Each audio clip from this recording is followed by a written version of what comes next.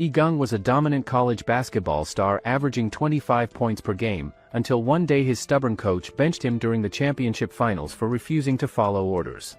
After being kicked off the team and left with nothing but shattered dreams, little did Lee-gung know that he would soon find his true basketball family in the underground streetball scene at People's Park, where former professional players, part-time workers, and street legends would help him rediscover his father's most important lesson, that no matter what adversity you face, you should never give up on your basketball belief. However, before any of this, the city's hottest basketball game season is going on right now, which is the streetball arena competition. And after 3 weeks of fierce competition and intense matches between teams, the last game is going to happen in 2 days from now. At a house somewhere in the city, a girl asks a boy if he is going to find Jung and bring him back, but the guy grabs his basketball and tells her that he is going to practice instead of looking for him. She tries her best to stop him, saying that if he continues to be stubborn like this, then it is going to be over for the Ghost Knight team completely. She then starts crying with tears in her eyes and asks him how exactly they are going to play the game tomorrow with Jung missing from the team right now. This guy named Lee-gung's team has a female player on their roster, which is very surprising and unusual for most basketball fans who are watching the competition. Meanwhile, a fatty player is getting scolded very harshly by his dad for not paying enough attention in college and not focusing on his studies. He then tells him to get ready tomorrow because there is a job interview that he needs to attend. On the other hand, all the other players of Lee-gung's team are getting beaten up pretty badly by different people in different situations. The girl desperately tries to call Jung multiple times, but he is getting beaten up by some thugs on the street right now and cannot answer her calls. The team that has always been so passionate about basketball in the past has been completely falling apart right now, as each member of the team is facing their own personal problems and challenges in their lives. 3 months ago, Lee-gung is sitting at a basketball court and thinks about when he is a kid playing basketball with a bunch of street kids. He tries to throw the ball, but he can't get it into the hoop and he falls down on the ground. The kids shout at him and say he is crippled, and that is why he can't score any goal at all.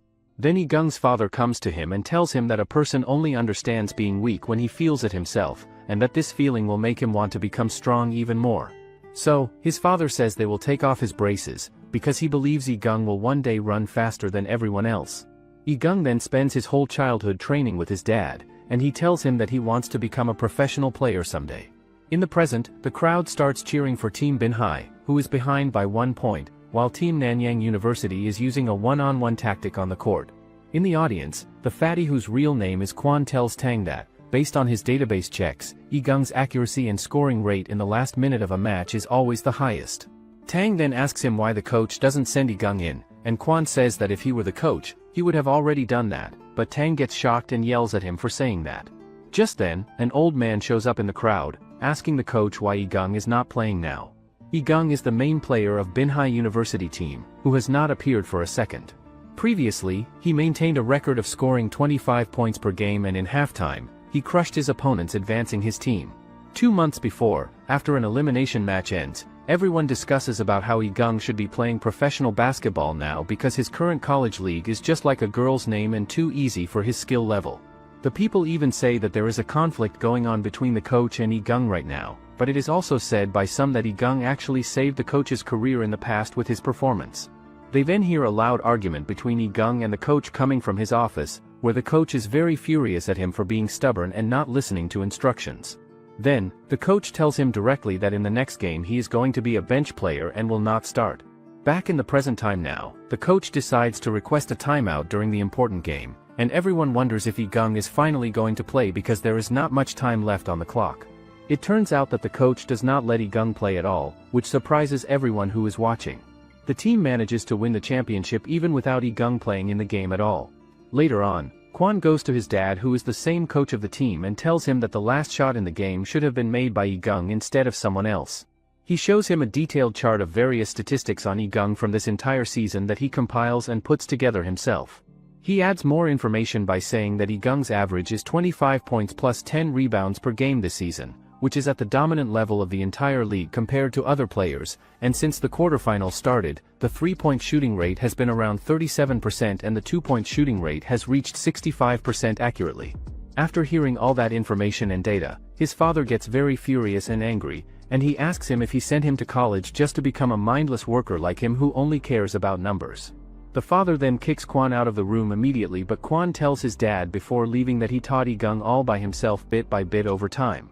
He says that Lee-gung once fought hard for the honor of the school in the past, and now the coach cannot just take this opportunity away from his life like this. The coach then says that as long as Lee-gung could apologize, he won't do anything. Meanwhile, Lee-gung is sitting alone at the basketball court by himself, where the other players think and believe that he is going to get expelled from the school team because of what happened. Lee-gung then starts tearing up with tears coming down his face, but then Kwon shows up at the court and tries to take him away from there, but Lee-gung refuses to go with him anywhere. Kwon tells him that he should apologize to his dad for what he did and then he can return to the team without any problems, but Lee-gung just ignores him completely and does not respond at all, so Kwon tells him that if he gets delisted from the team right now, he is not going to be able to get a recommendation letter for his future career. After hearing this, Lee-gung then agrees to go with Kwon finally, but then he goes straight to the basketball court where some other players are practicing their skills and playing games. Lee-gung then tells them directly that they are not practicing enough or working hard, but everyone gets angry and frustrated, and they ask him why he even comes here to their court if he does not recognize their team as legitimate. Lee-gung then steals the ball from another player who is dribbling it, and he quickly runs towards the basket and scores a goal easily without much effort. Lee-gung then says to all of them that when he is sitting on the bench watching the game from the sidelines, he always has a question in his mind, which is that it has been 3 years now, so why are they all still so weak at basketball? After hearing those harsh words, everyone gets very furious and mad, and they try to hit him physically, but the other guy steps in and stops them from attacking Lee-gung. Lee-gung then says confidently that if they do not agree with what he is saying, then they should have a duel to settle this argument. Kwon then quickly texts Tang on his phone to come to the basketball court right away because something is happening. The match then begins with Lee-gung and Lei going against each other one-on-one in a direct competition, and Lei quickly steals the ball away and goes for the basket to score, but Lee-gung slaps the ball out of his hands before he can make the shot. The match then begins again with Lee-gung throwing the ball from quite a far distance away from where he is standing, and he quickly runs towards it with speed that surprises Lei completely. Lee-gung then manages to throw the ball into the court successfully and scores the point on his side of the scoreboard. The match then continues with Lee-gung having the ball in his possession once again, and he quickly shows off his left and right movement techniques with impressive footwork and skill. Lee-gung then throws the ball to the other side of the court and runs straight towards it with determination, but Lei does not give up on the play and starts running after Lee-gung. Lei then ends up following, but his hand touches Lee-gung's leg and both of them falls. Afterward, Tang quickly runs towards the basketball court to find Lee-gung and Lei both falling down on the ground hard, as Lee-gung's ball goes inside the basket successfully for a score. Just then at that moment, other players arrive at the scene and start shouting at Lee-gung loudly, saying that he has been cheating during the match, but Lei tells them to stop right now and to not be impulsive or aggressive. Lei then tells Lee-gung honestly that he lost his temper a moment ago during their competition, so he is sorry about that behavior and apologizes. Lee-gung tells him in response that he does not have the ability or skill to replace him on the Iron Blood floor team, and he does not care about that at all anyway. After hearing those words, everyone gets surprised and shocked by what is happening, but then the coach shows up at the court and tells Lee-gung directly that he does not need to stay on this team anymore since he looks down on his teammates so much and disrespects them. The coach then officially removes Lee-gung from the team right there in front of everyone, and then Lee-gung removes his jersey from his body and walks away from the court, but Tang stops him before he can leave completely. Tang asks him if he is really going to leave like that and end his entire basketball career over this situation, but Lee-gung tears up and says that it is over for him now.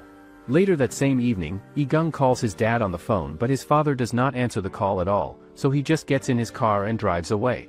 Later that night, Lee-gung visits a bar where a baddie named Yen Xiao greets him when he walks in, and he asks her to give him a drink that contains in it. Lee-gung then quickly drinks several drinks one after another, and while being drunk and losing control, he says out loud that he is the best player in the entire school.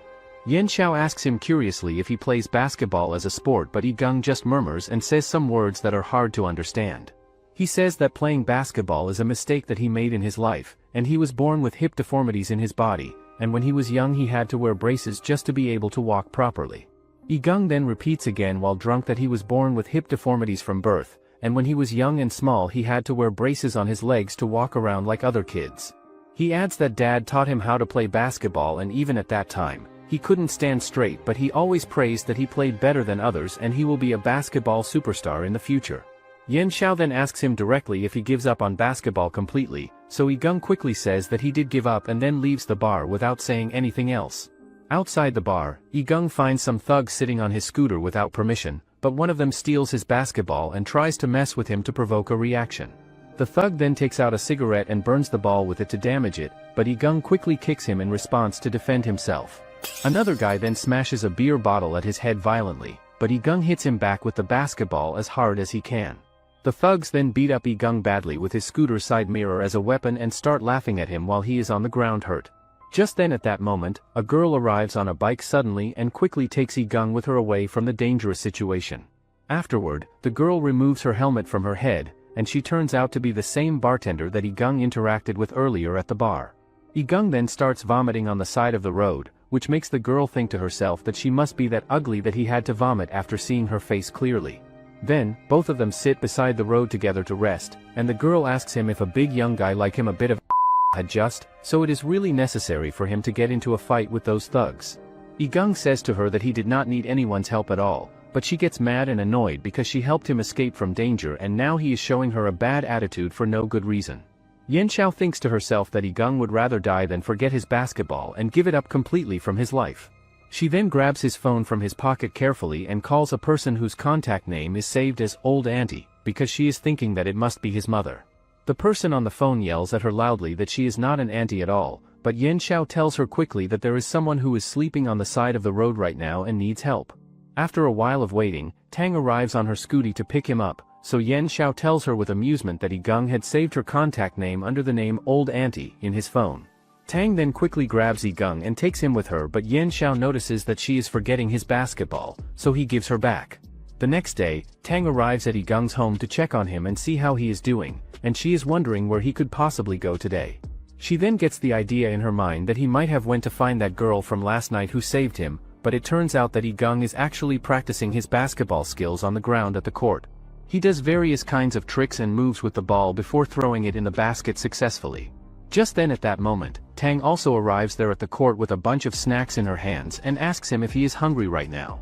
Igung then eats the snacks like a werewolf who has not eaten anything in ages and is starving.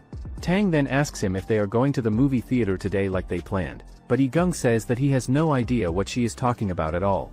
However, Igung truly has no idea what she is talking about. So she reminds him clearly that he agreed to go with her last night when she took him home from the street. He then tells her to wait for him to practice the triple threat and tells her to help me look at it using a guide from Master Jordan. Igung then practices Master Jordan's most basic ability, but Tang just hits him and says that they should now go watch a movie. At the cinema, Igung wonders to himself if this is really a good movie to watch for their date, but then he notices a crowd cheering loudly for a guy who is throwing balls in the basket at an arcade machine game. Just then at that moment, Igung arrives at the machine and shows off his incredible skills that shock everyone who is standing there watching him play. After that, they both compete together at the same time and break the high score record at the exact same time, and everyone watching thinks that they both are skilled masters at the game. Just then suddenly, the other guy's girlfriend smacks him on the head and takes him away with her forcefully, but as he leaves the arcade, he tells Igung to find him at the People's Park because he wants to challenge him to something. Igung then spends the rest of the day with Tang as he promised her he would, and later that night when it gets dark, he goes to that park to meet the guy. At the park, bunch of players play basketball together while the crowd are still cheering for them. Igung thinks that the player who is trying to shoot the ball in the basket is not jumping well enough. Next, two twin brothers shows off their fancy moves that surprises Igung and he wonders if that guy is going to hurt himself playing basketball in that attire on. Igung then looks around the park for the guy that he met earlier at the cinema arcade, but then he decides to show everyone what real basketball skills look like instead. He quickly grabs the ball in his hands and jumps around to do some impressive dribbling moves with it.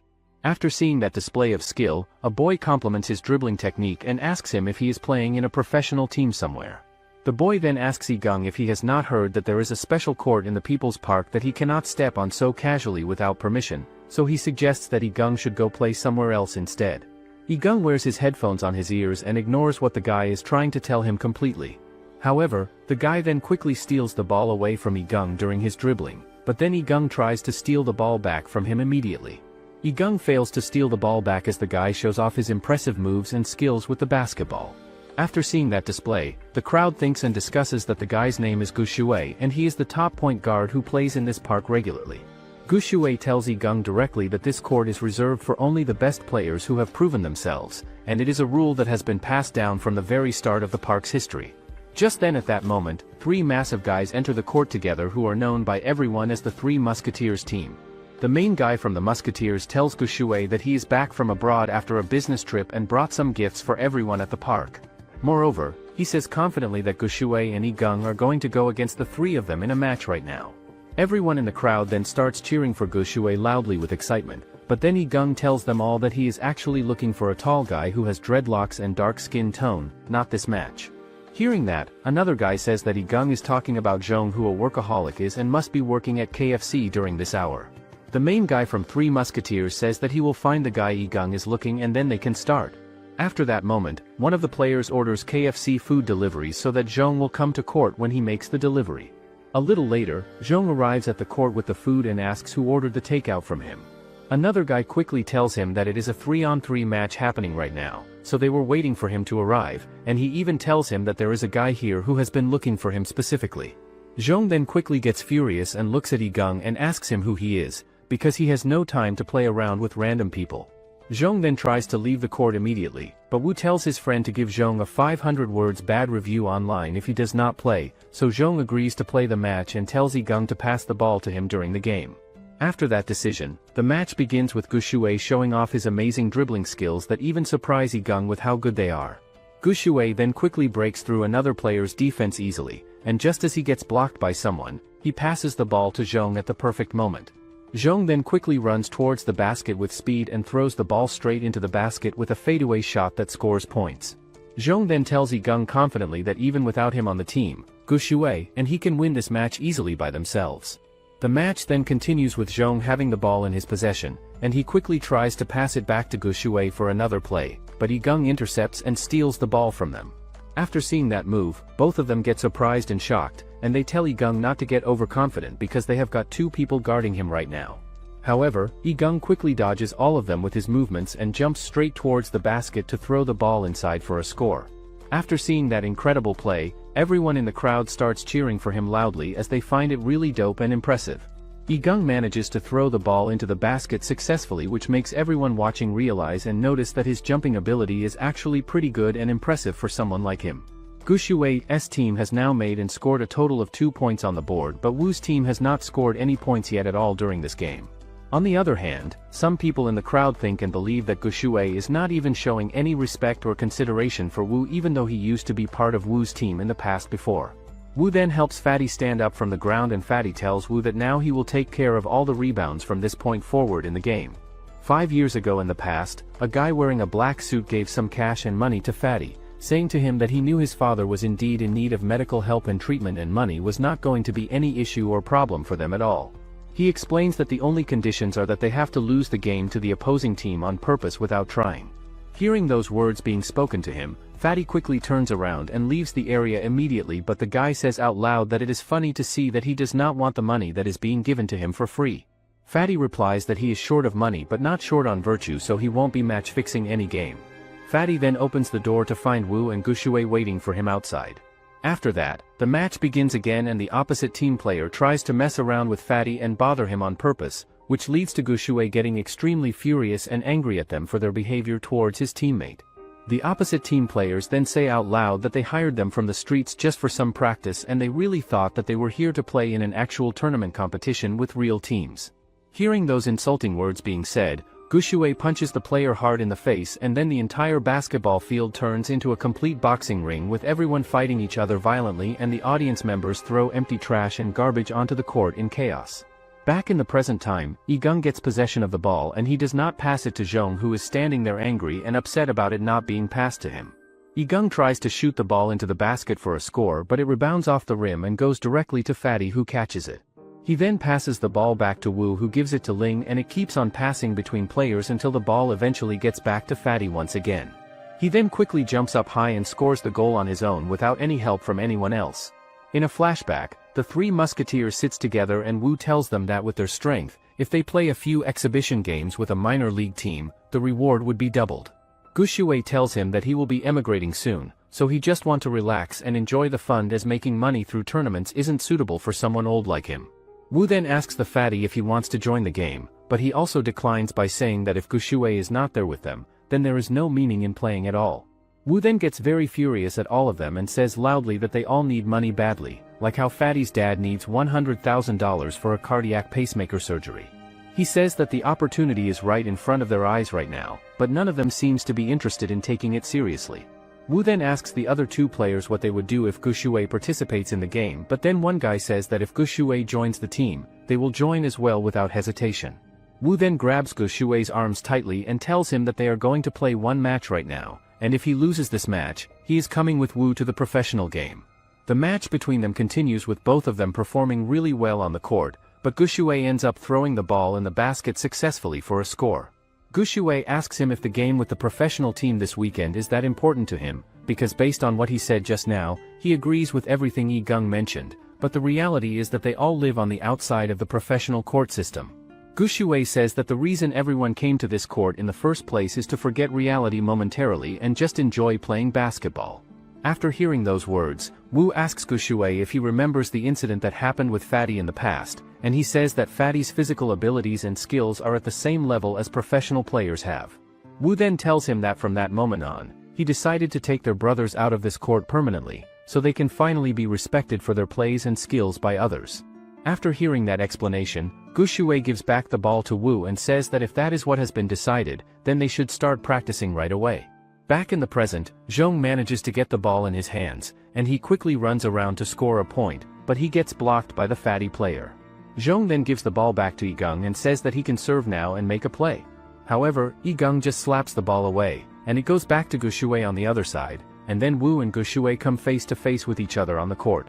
Gu Shuai tells him that after that game in the past, he thought that he would never have the chance to play against him again, but Wu replies that he also cannot forget the important game that they lost because of Gu Shuai's actions. In a flashback to the past, Wu and his team go to that tournament match where everyone is exhausted from playing hard, but Wu tells Ling that he will cover for him on defense and he will break through the opponents. Wu then tells Fatty that he will need to hold the fort under the hoop strongly and make the final shot when it comes. Lastly, he tells Gu Shuai that he will be the last support player and needs to pass the ball to Fatty at the right moment. Wu then suggests that they still have some time left on the clock, so why do they not go for a three-point tactic to win, but Ling says that their three-pointer success rates are not that high to rely on. After that discussion, the match continues with Wu running towards the basket as the final countdown is happening on the game clock. Just then, another guy blocks Wu, so he passed the ball back to Gu Shuai, who doesn't pass it back to Wu and jumps at the last second for the shot. Gu Shuai then throws the ball towards the basket, but it doesn't go in and time runs out. After the match ends, Wu asks Gu Shuai why he did not follow the plan as they agreed, so Gu Shuai says that there are only two outcomes when it comes to shooting, which is to make it or not make it. Fatty and Ling also tell Gu Shuai that they had a real chance to beat the professional team back then, but Gu Shuai says that they did not have a chance, because they could not even lift their hands when they were panting heavily from exhaustion, let alone shoot the ball accurately. Gu Shuai then says that when they entered overtime in that game, they not only would have lost, but they would have lost very ungracefully in front of everyone. After hearing that, Wu gets extremely furious and he punches Gu Shuai hard in the face, asking him if he knows how much favor he had to go through with people to get them the opportunity to play this game against professional players. Gu Shuai then asks him if this game was really that important to him, and he asks whether they started playing basketball because they genuinely liked it as a sport in the first place. Wu replies that it is easy for him to say that because their lives have been ugly and difficult for a long time, and even their only chance to change their destiny and future was ruined by Gu Shuai's decision to quit. All three of them then start crying with tears in their eyes, and Wu tells Gu Shuai to leave right now and go enjoy his comfortable life abroad in another country without them. Back in the present time, Gu Shuai tells Yi Gung to strengthen their attacks on offense and pass the ball to Zhong more often, because this will create more opportunities for them outside the three-point line. On the other hand, Wu tells Ling that Zhong knows his boundary lines very well, so Ling should stick to him closely on defense and give him constant pressure. Wu then says that their biggest advantage is the inner defense around the basket area. After that strategy talk, the match begins again, and Gu Shuai quickly runs with the ball down the court, but then his knee starts hurting from an old injury, so Wu steals the ball from him while he is distracted. Wu then quickly slaps the ball away, which gets to Fatty on his team, and he tries to throw the ball in the basket, but it turns out to be a fake shot, and then when Yi Gung tries to steal the ball from him, Fatty just moves around him smoothly and throws the ball in the basket successfully. After seeing that play, everyone thinks that it is an amazing footwork display, and now it becomes a 3-on-2 match situation. Now, Team Wu is starting to counterattack with the ball, but then Zhong tries to steal the ball away from Wu while he dribbles, but Wu passes it to Fatty, who once again tries to throw the ball in the basket for a score, but Yigang tries to block his shot. Yigang ends up failing to block it successfully, and the ball goes straight in the basket for points. After seeing that result, Zhong tells Yigang that he has lost 2 scores for their team now, but Yigang replies that Zhong also let them slip by his guard on defense. Zhong becomes upset after hearing this comment, which causes him to start a heated argument with Yigang about the whole thing. Gu Shuai tries to settle things down and make peace by explaining to Zhong that it is only a game and should not be taken so seriously or personally by anyone. The basketball match then continues with Fatty showing off his excellent footwork skills and amazing balance to Yigang once more, who is having a really difficult time and struggling quite a bit against Fatty's superior abilities on the court. But this time around, when Fatty jumps up into the air and tries to toss the basketball into the basket for a score, Yigang successfully manages to grab and steal the ball away from him and then quickly runs away with it down the court. Zhong then calls out and asks Yigang to throw and pass the ball over to him so he can take a shot, but Yigang completely ignores Zhong's request and continues playing without acknowledging him at all or paying any attention. Wu then tells both Ling and Fatty to get into defensive positions and play defense right away, and then Ling very quickly moves and stands directly in front of Yigang in order to block his path and prevent him from moving forward with the ball. Afterward, Yigang then remembers and recalls the exact words that his coach said to him about how he should not have brought the cripple along to play the game and how completely useless and worthless he really is to the team. Instead of passing the ball to anyone on his team, Yigang quickly jumps up into the air and throws the ball toward the basket, thinking to himself that he does not know why, but whenever he thinks that the shot is wide open and clear before his eyes, he would suddenly fall and plunge into an endless darkness that surrounds him completely. The ball does not go inside the basket successfully, but it hits the backboard hard and rebounds back out onto the court, so the Fatty quickly grabs it and passes it over to Wu so they can continue their play. Gu Shuai then quickly charges and rushes towards Wu with speed to try and steal the ball away from him, but Wu passes the ball back to Ling before Gu Shuai can reach him, and then Ling runs across the entire field with determination and throws the ball into the basket for a successful score. Seeing that amazing play happen right before them, everyone in the crowd starts cheering loudly and excitedly for Ling and chants his name over and over again, but Gu Shuai realizes and thinks to himself that they have now tied the game up with their opponents. Zhong then slaps Yigang hard across the face and asks Yigang if he really thinks that he is the only person and player on the entire court who matters at all. Gu Shuai tries his best to calm both of them down and tells them that they have not lost the game yet and still have a chance, but Yigang gets angry and pushes Zhong away from him with force. After that, the game continues with Wu having possession of the ball in his control, and he tells Gu Shuai that his 2 friends do not seem to get along with each other very well at all. Wu then quickly runs past Gu Shuai with speed, saying out loud that they are definitely going to win this game no matter what happens next. Wu tries to pass the ball over to Ling so he can score a point, but Gu Shuai blocks and stops the pass from reaching him successfully, and then he quickly passes the ball back to Yigang so he can take control of it. However, Zhong steals and intercepts the pass before it reaches Yigang, and then he quickly throws the ball into the basket, which surprises everyone watching the game unfold. Zhong then tells Gu Shuai that he needs to pass the ball to him more often during the game, as he can clearly see for himself. He is really good at throwing it into the basket and scoring points for their team. Zhong then tells Yigang directly that thanks to him and his efforts, he can still stand on this basketball court and play for just a little bit longer before everything ends. On the other hand, Wu tells his entire team that Yigang is feeling anxious and nervous now at this moment, so they can take him down easily without much difficulty or trouble at all. The game then resumes and continues with Gu Shuai having possession of the ball in his hands, and he quickly gets blocked and surrounded by both Ling and Wu, who are defending against him aggressively. Gu Shuai tries his absolute best to still be in control of the ball and not lose it to the other team despite the pressure. Gu Shuai realizes and understands that they are tightly guarding and watching their most stable scorer very closely, which is definitely expected of Wu and his smart strategy. Gu Shuai then notices and sees that Yigang is standing behind him and asking for the ball to be passed to him so he can make a play. Gu Shuai then manages to pass the ball over to Yigang, who then quickly runs towards the basket with speed and determination to score a point for his team. Ling quickly notices that happening right in front of him and runs after Yigang to try and stop him from scoring, while Gu Shuai shouts loudly at Yigang not to be reckless and careless with his movements on the court. Yigang then manages to dodge and avoid Ling's attacks and attempts to block him and dribbles the ball smartly with good control and skill. He then jumps high up in the air and tries to throw the ball into the basket for a score, but Fatty intercepts and blocks the shot at the last second, causing Yigang to fall down hard on the ground below. The ball then gets possession by Ling, who quickly runs to the other side of the court with the ball while Zhong shouts loudly at Yigang to get back to defense and help the team right away. Yigang does not listen to him or follow his instructions, and he cannot understand the fact that his shot got missed and blocked earlier when he thought it would go in successfully.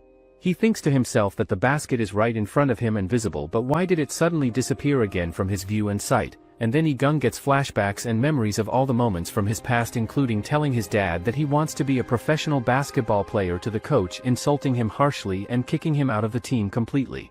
Ling then quickly runs towards the basket with speed to score a point for his team, but Gushue manages to block and stop it before it goes in successfully. Zhong still gets angry and frustrated at Yigang and tells him directly that if he is still afraid to play the game properly, then he can just get off the court right now and leave. Just then, at that exact moment, Yigang's dad arrives at the court and asks Yigang what his true belief in basketball really is and what it means to him. Afterward, we get a flashback memory from the past when Yigang's dad got him new basketball shoes as a gift for his birthday celebration. Yigang asks him with curiosity why he got him a Jordan 12 shoe, which is just a different color variation. But his dad explains that this is the exact color scheme that was worn by Jordan during the 1997 Finals championship game. Even at the older age of 34 years old, past his prime years of playing at his best, even in the famous Cord Delta Center playing against the powerful and strong team called the Jazz, Jordan's flu game performance inspired their entire generation of basketball players and fans. Yigang then tells his dad that now the technology in shoes is advancing by leaps and bounds very quickly, and he personally thinks and believes that LeBron's shoes are actually better and more suitable for actual game plays on the court.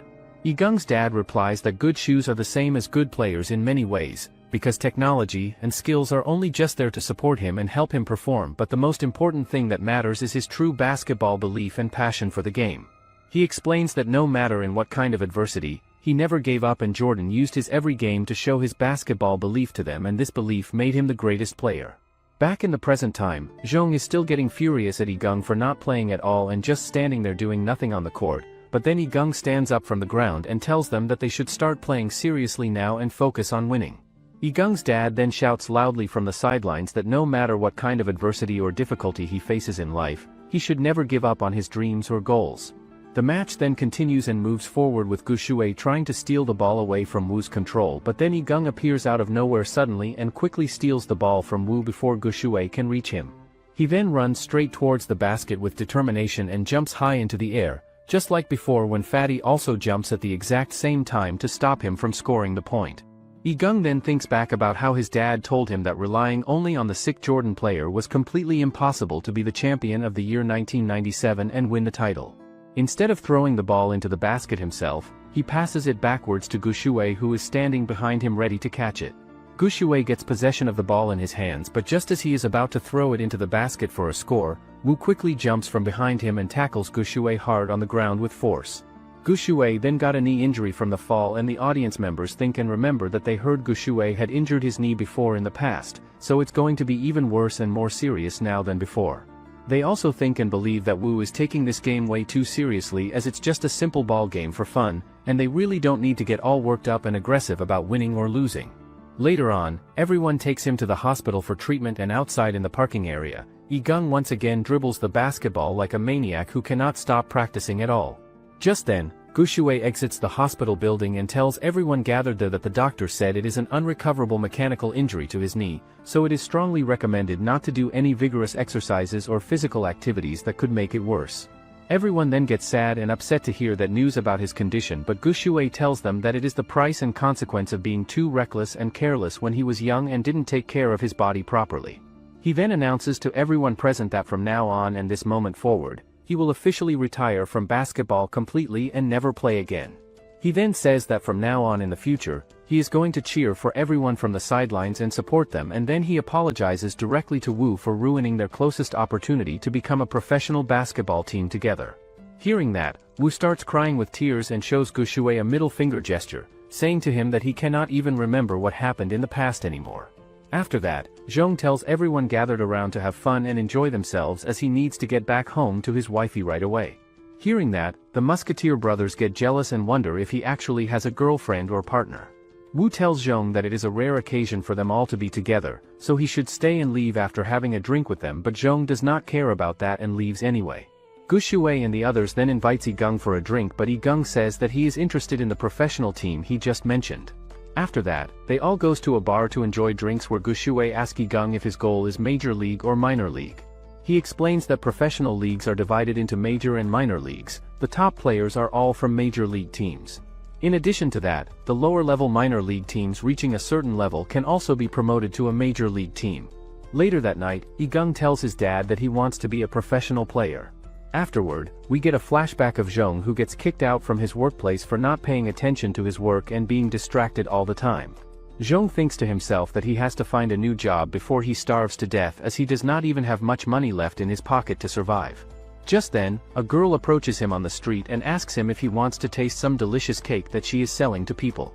The girl turns out to be wearing a bunny costume while selling some cakes on the street to customers, and she tells Zhong that they are new flavors and samples are completely free to try without paying anything. Seeing her, Zhong gets because of how cute and adorable she looks in that costume, so then he quickly eats the cake sample that she offers to him.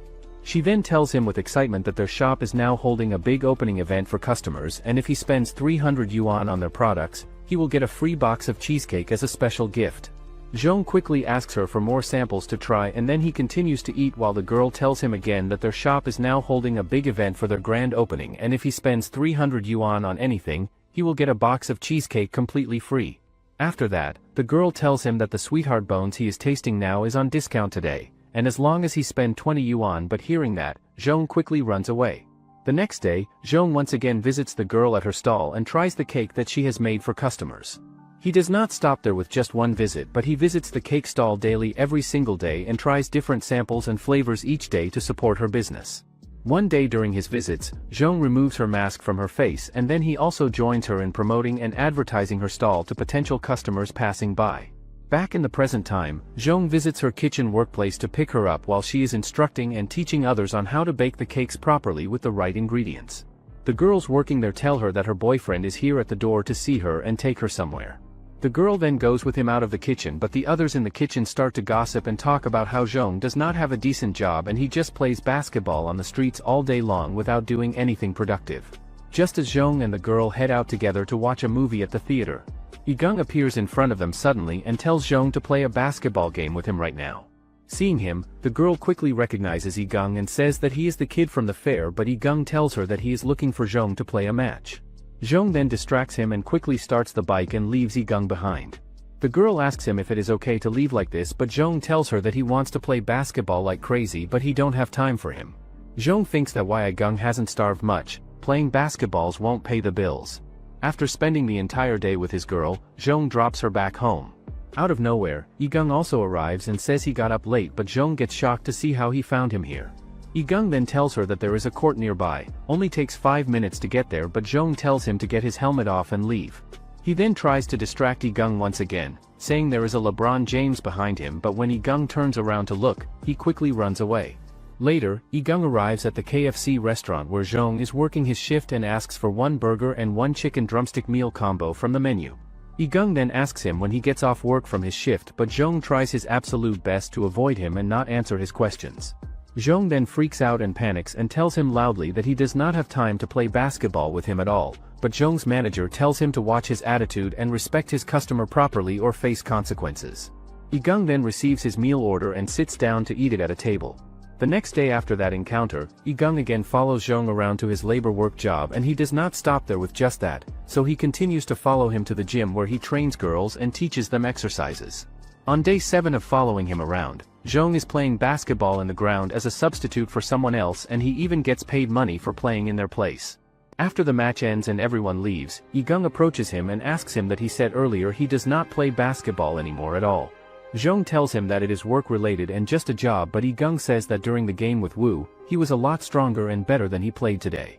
Zhong then gets furious at him and says that he has to work hard every day to support his family and pay bills, but Yigang throws his wallet at him and asks how much money he needs to play basketball with him.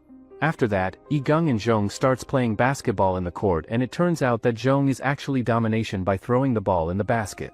He then tells Yigang that if they keep playing like this, then the little money in his wallet won't last long. He even suggests and recommends that they should go to a nearby ATM machine to withdraw some more cash and money, but Yigang does not reply or respond to his suggestion at all. The match then continues and moves forward with Igung trying his best to block him and stop his movements, but Zhong just moves around skillfully in order to avoid him from stealing the ball away from his control. Zhong then quickly turns around with speed and jumps high up into the air to throw the ball into the basket for a score. We then get a flashback memory from the past, where Zhong shows off his insane throws and shooting skills exactly like the famous player LeBron James would do on the court. Everyone in the crowd used to appreciate him and his talent and say to him that once he becomes famous and successful, he should not forget his bro and friends who supported him. Soon after some time passes, the roster and list for the professional team is announced out to everyone and there are names of a bunch of different people on the list, but Zhong did not get selected or chosen again for the team. Everyone around him wonders and questions if he has been on the bad side of the coach or made him angry, because he has been in the training camp for 2 whole years and still has not gotten selected for the professional team. Back in the present time, Igung asks Zhong directly why he did not make it into the professional basketball team when he had the skills and talent. We then get a flashback memory from the past where Zhong goes to the coach's office to talk to him, but he overhears someone paying the coach money in exchange for a player to enter and join the professional team this time around. Hearing that conversation taking place, Zhong gets furious and realizes that the coach is actually a fraud and corrupt person who takes money from others in exchange for spots on the team. Back in the present time again, Zhong then quickly runs around the court and shows Igung his amazing performance and skills that he still has after all this time. Igung and Zhong quickly run after the ball together with speed and determination, but then the ball bounces and goes out of bounds off the court completely. Just then at that exact moment, Zhong's girlfriend arrives at the court and catches the ball in her hands before it rolls away. The girl then says to both of them that this is the first time she has actually seen Zhong playing basketball on the court and it is definitely different than his usual behavior and personality. She then smacks the ball hard on his face as punishment, saying to him that he still did not come pick her up from work like he promised, but Zhong quickly starts acting like a cute dog to make her forgive him. He then tells Igung that this was it for today and they are done playing, as he scored 2 goals just now during their game, so his 500 yuan payment is enough for 3 scores total. Igung then grabs his shirt tightly and tells him firmly to finish the game properly until the end, but Igung once again fools and tricks him by saying there is a beautiful girl in the park dancing and performing right now. This time around Igung does not get distracted by his words at all, but the girl tells him that his phone has been vibrating and ringing for a while now and he should check it. Igung then goes away to take the call from whoever is trying to reach him, while Zhong tells his girl with frustration that he only knows how to play basketball with dudes and friends and not finding a date or girlfriend for himself to spend time with. The call turns out to be from Quan, who tells Igung that they should go out together for a barbecue meal and it is his first day of work at his new job, so he wants to celebrate it with his friend.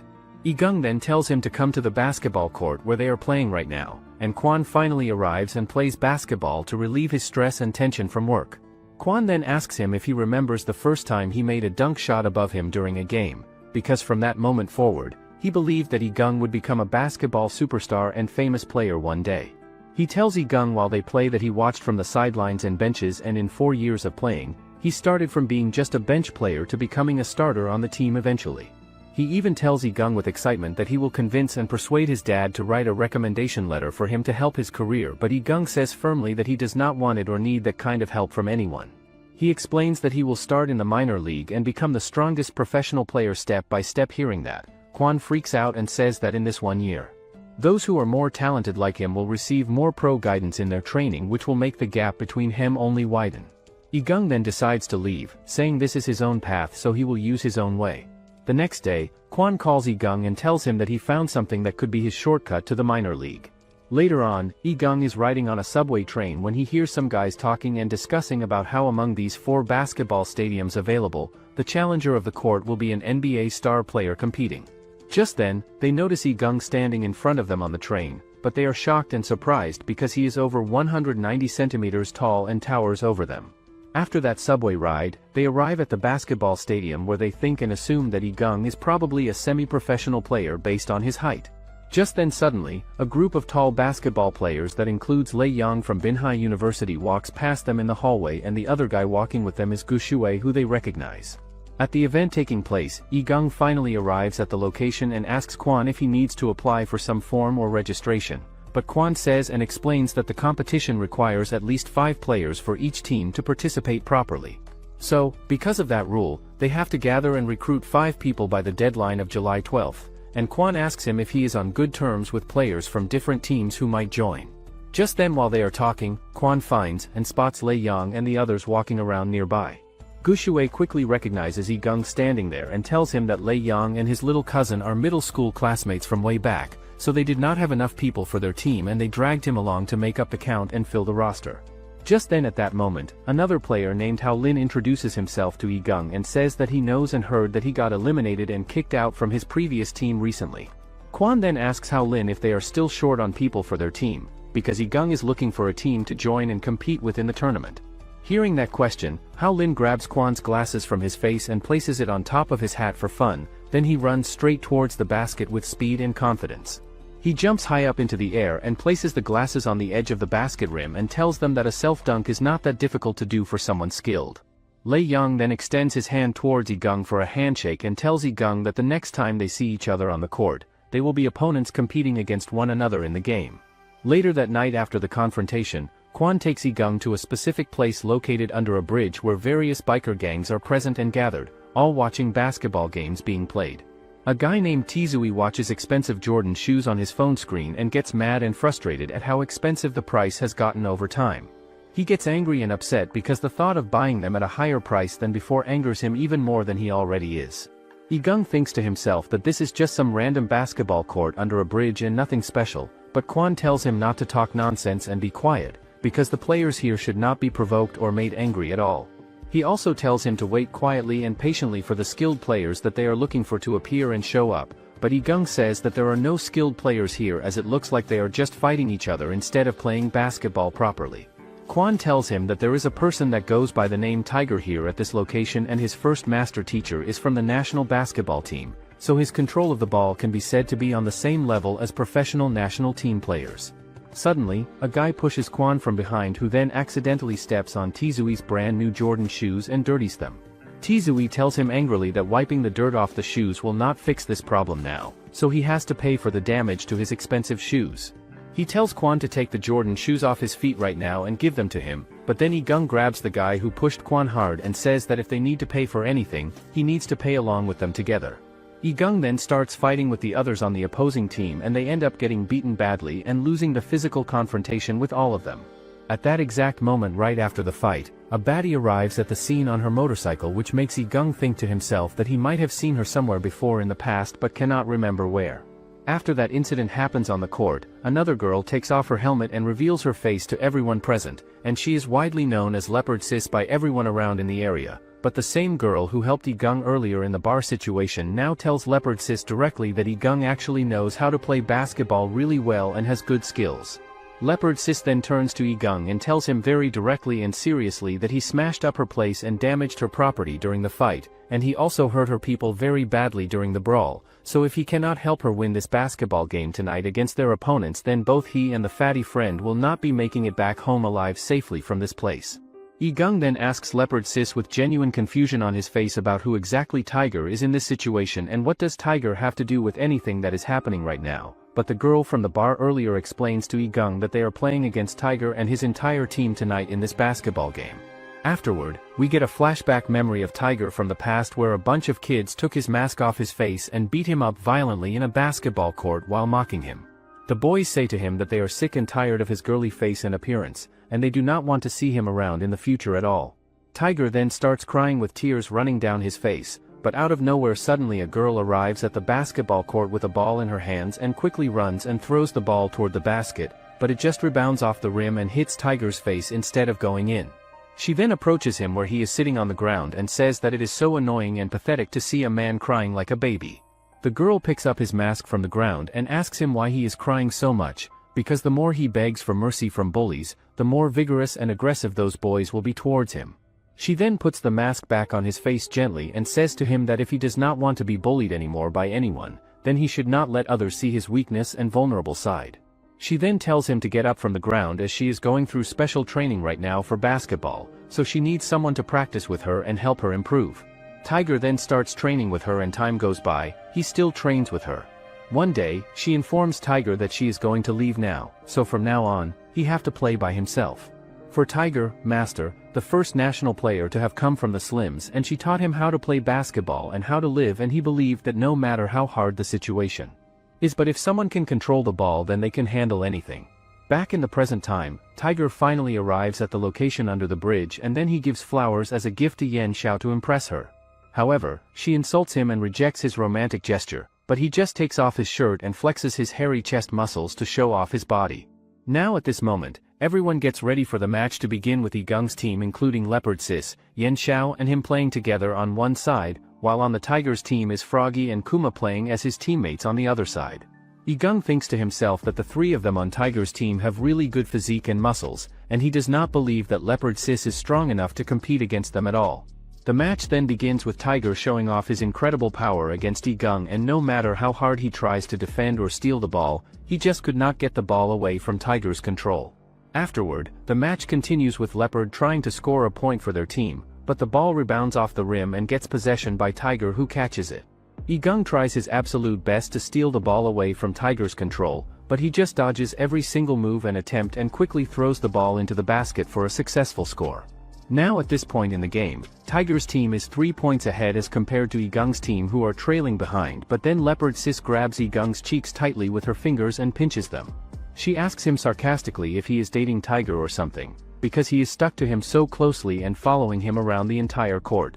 She then asks him if he practiced his defense skills on the dance floor instead of the basketball court, because he only knows how to reach for the ball without proper technique. After that, the match continues once again with Tiger doing fancy dribbling moves in front of Yigung to show off his skills and abilities, and then he tries to just swing around and move past him easily with speed. He says mockingly that passing him is as easy as passing the road in the morning, because even his grandma is faster and better than Yigung at defending. Yigung then also moves along with Tiger and follows his movements closely, which makes Tiger think to himself that Yigung might have finally realized that there is nothing else to do than guard and play defense against him. Yigung realizes that he is under pressure from Tiger's offensive moves, so he quickly tries to steal the ball away from Tiger's control, but Tiger uses his tricks and skills to dodge the steal attempt successfully. Tiger then attempts to jump up high into the air and shoot the basketball into the basket to score points for his team, but Yigung completely blocks the shot attempt with his hands at the very last second before the ball can leave Tiger's hands, so Tiger quickly passes the ball to his teammate Kuma instead of trying to take another shot himself right away. Leopard tries her absolute best to steal the basketball away from Kuma's control and possession by reaching in and using her quick hands, but she fails to do that successfully because Kuma just pushes her aside easily with his physical strength and body weight advantage over her. Just as Kuma is trying to throw the basketball into the basket to score a point for their team, Leopard Sis suddenly pushes him towards her direction with force and tries to disrupt his shot, and at that exact same moment in time, Yigung also arrives at that specific spot on the basketball court. The basketball then hits Yigung directly in his face very hard and bounces off his head, and then Tiger quickly steals the loose basketball before anyone else can react to what just happened, and he throws it into the basket easily for a quick score for his team. After scoring another point successfully, Tiger starts dancing and celebrating and tells Yigung mockingly that he is just cheating on his teammate to make easy passes and score points.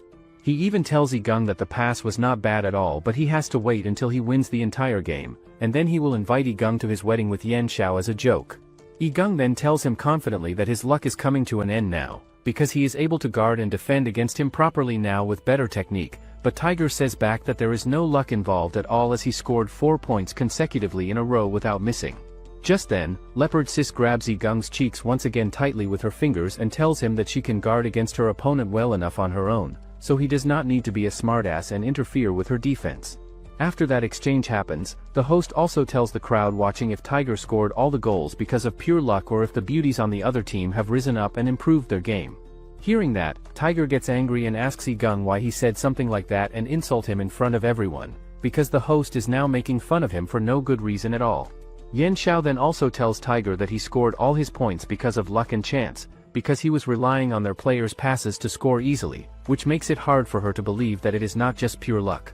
Tiger then gets furious and says that in the next ball possession he will end Yigung's ankle and hurt him badly, so Yan Xiao tells Yigung as a warning that Tiger will not pass the next ball now and will play aggressively. The match then continues with Yigung and Tiger going face to face with each other in an intense matchup, but during that confrontation, Tiger hits Yigung with his body on purpose. Tiger then quickly jumps up high into the air and tries to throw the ball into the basket for a score, but Yigung blocks the shot with his hands successfully and prevents the basket from being made. The ball then gets possession by Yan Xiao, who is struggling against Froggy trying to block her movements and stop her from advancing, but she then quickly throws the ball forward down the court to advance their offense and create a scoring opportunity. The ball then gets to Leopard Sis, who catches it perfectly, and then she quickly jumps up into the air and throws the ball into the basket for a successful score. Seeing that, Kwon thinks to himself that Court Eshiton not only has Tiger playing for them, but the two players in front of them are skilled players who can make passes and cooperate with each other at a professional level of basketball. Afterward, we get a flashback memory of Leopard Sis, who was sitting alone in the basketball court when a girl approaches her with money in her hand, saying to her that she will come here every single day after school and watch everyone play basketball. The girl then tells her that she wants to be her follower and join her group, but Leopard Sis grabs the girl's hairpin from her hair and says that it should match her own hairstyle nicely and looks good on her. Leopard Sis then heads to the basketball court to play a game and then tells the girl that in the future, she should find her on this exact court if she ever needs help with anything, and then she will cover for her and protect her. Back in the present time, Leopard Sis scored another point after throwing the ball into the basket successfully, and everyone watching thinks that Leopard Sis and Yen Zhao's luxury combo partnership is just like the real deal and professional level. After that impressive play, Leopard Sis and Yen Zhao show off their incredibly goddess duo skills by throwing the ball into the basket one after another without missing a single shot. They have successfully managed to take over the score and lead with 5-4 points against Tiger's team, and they are now winning the game at this moment. On the other hand, Tiger tells his teammate directly that he will personally guard and defend against Leopard Sis himself from now on, so his teammate should guard Yen Zhao instead, and they should switch their defensive assignments with each other right away. Just then, at that exact moment, Igung shows up near them on the court, and he says mockingly to Tiger that Tiger is unable to guard him properly during the game, so he is saying this switch on purpose to avoid embarrassment in front of everyone watching. After seeing that exchange happen between the players, the host of the game makes fun of Tiger publicly in front of all the spectators, saying out loud that there are two women on the basketball court who have made Tiger look weak and unable to compete at their level of play. After that play finishes, the match continues with Tiger managing to break Yen Zhao and Leopard Sis's cooperation and teamwork this time around successfully, and then Kuma gets possession of the ball for their team and takes control. Igung then manages to cut off and intercept Kuma's ball in a split second with quick reflexes, and the ball goes towards Yen Zhao, who catches it successfully. She is then looking for a good chance to pass the ball to a teammate while dribbling and moving around the court, but she is frustrated and upset as she cannot pass it to Leopard Sis, who is being blocked tightly by Tiger's defense. Leopard Sis tells her loudly to just score the point herself instead of passing, and then Yen Zhao throws the ball towards the basket to attempt a shot, but it gets slow and loses momentum in the air, so Igung quickly jumps up high and puts the ball into the basket himself to finish the play. After that successful play, everyone starts cheering loudly for Igung and saying that he is so cool and impressive, and now Yen Zhao's team is in the lead by 2 points ahead of Tiger's team. However, Leopard Sis notices that there is something wrong with Yen Zhao's behavior as she looks nervous and worried about something on the court. The match then continues with Froggy stealing the ball away from Yen Zhao's control, and then he quickly passes it back to his teammate Kuma to advance their offense. After that happens, Yen Zhao once again lets Froggy receive that pass way too easily without proper defense, and now Team Tiger has decided to use Kuma against Leopard Sis as he keeps blocking her movements and preventing her from scoring. Kuma then manages to score the goal successfully by throwing the ball into the basket, and then they start dancing and celebrating their point together. Yen Zhao then helps Leopard Sis stand up from the floor as she slipped and fell down hard, but Leopard Sis then gets closer to her face and says that in the next ball possession, she will stop Kuma from scoring, but Yen Zhao also has to promise her that when she gets the ball in her hands, she will not overthink it and just shoot immediately. Out of nowhere, Igung gets closer to them and tells Zhao directly that she relies way too much on her cooperation with Leopard Sis, and out of the two of them, she is the weakest player on their team. He then says firmly that if this pattern continues, then they will definitely lose the game, so from now on, as long as she has the ball in her possession, she should just score by herself without hesitation. The game then starts up again with Tiger and Igung running around the court while Kuma has possession of the ball, and Leopard Sis tries her absolute best to steal it away from his control. Kuma tries to throw the ball into the basket to score a point, but then Igung appears at the right moment and passes the ball towards Yen Zhao at the very last second before Kuma can shoot. Yen Zhao then throws the ball towards the basket to attempt a score, but it rebounds off the rim and bounces back, and then Leopard Sis gets the ball and catches it. She then quickly throws it into the basket without wasting any time and scores another point for their team. We then gets a flashback where Igung's father gets to know that he scored all the 51 points by himself. He is impressed by this and tells him to attract the attention of girls with this, but Igung tells him that no matter how many points they got, they still fail to win the game. Back in present, Yigang shows his amazing performance, and this time Yan Xiao also manages to score a point. We then get a flashback memory of both Yigang's life and Yan Xiao's daily life, where Yigang is being appreciated and loved by his dad, while Yan Xiao is treated badly and harshly by her family. Yan Xiao wakes up in the morning to find her mother playing mahjong early in the morning with friends, and she even insults her daughter badly for waking up like this and disturbing them. On the other hand, Yigang wakes up peacefully in his home to find out that his father made breakfast for him with care and love. Yan Xiao starts arguing with her mother for not being considerate of the fact that she is a bartender who works late at night and wakes up late in the day. Yan Xiao's mother tells her harshly that she brings shame to her and the entire family, while Yigang's father tells him kindly that he is proud of him and his accomplishments. Back in the present time, everyone watching thinks that thanks to Yigang's assist and help, Yan Xiao has managed to score a goal successfully, and with this shot going in, the Leopard Sis's team earns 2 more points and increases their lead. Yan Xiao then asks Yigang what if she didn't make the goal, so he tells her that he can still get the rebound. Leopard Sis then tells them as a warning that Tiger will not just admit defeat easily like this, so they have to be very careful about the next ball possession and play smart. Tiger then tells his team with determination that in the next ball possession, they should grab it at all costs no matter what happens, and if they lose this game they will be single for the rest of their lives together as punishment. Yigang then speaks back to his team members and says that if their opponents are going to go for fouls and physical play during the game, it does not really matter what the other team tries to do to them unless they do not even give their opponents the chance to foul them in the first place by playing smart basketball and avoiding contact. The game then continues forward and moves along with Yan Xiao having the basketball in her possession and control, and she is carefully looking around for a good opportunity to either pass the ball to a teammate or shoot the ball herself to score. She then sees and notices that Yigang is already being blocked very tightly by Froggy, who is trying his absolute best to stop Yigang from getting open and receiving the ball, but Yigang continues trying to sneak around his defender and find some open space on the court anyway despite the tight defense. Yan Xiao then decides to shoot the basketball towards the basket to attempt to score a goal for their team, and then right after she releases the ball, Yigang quickly jumps high up in the air above everyone else to catch the ball and put it into the basket to finish the play successfully. However, Yigang ends up missing the goal and the shot does not go in, and the ball rebounds off the rim towards Yan Xiao, who catches it.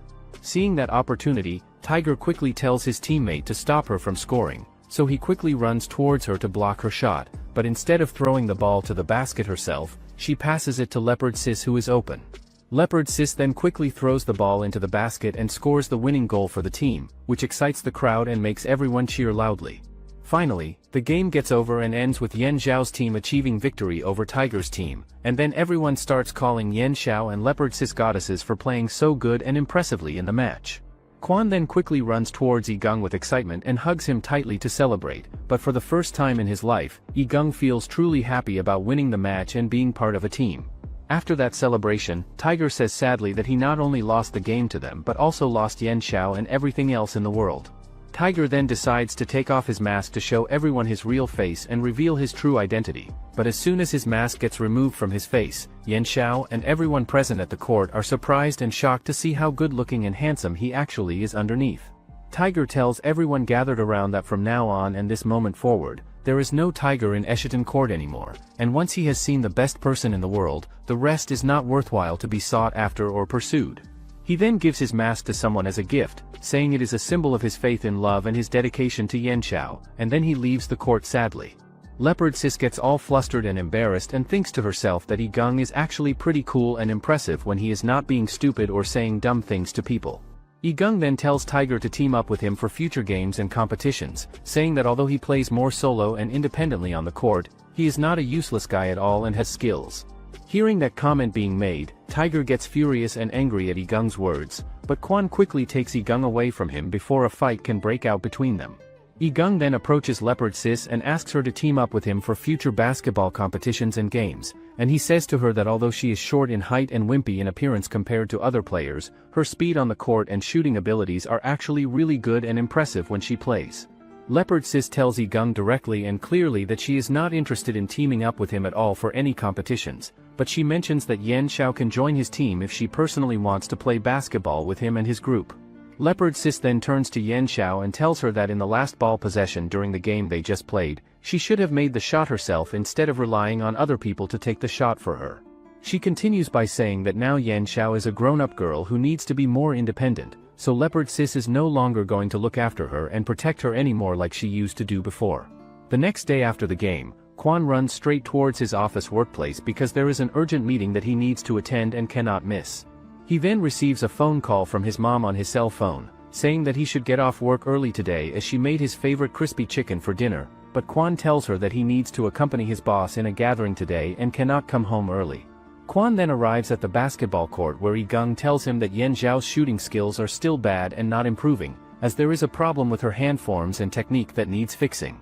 Hearing that criticism, Yen Zhao tells him defensively that if she has a problem with her form then he can just go find someone that does not have a problem to team up with instead.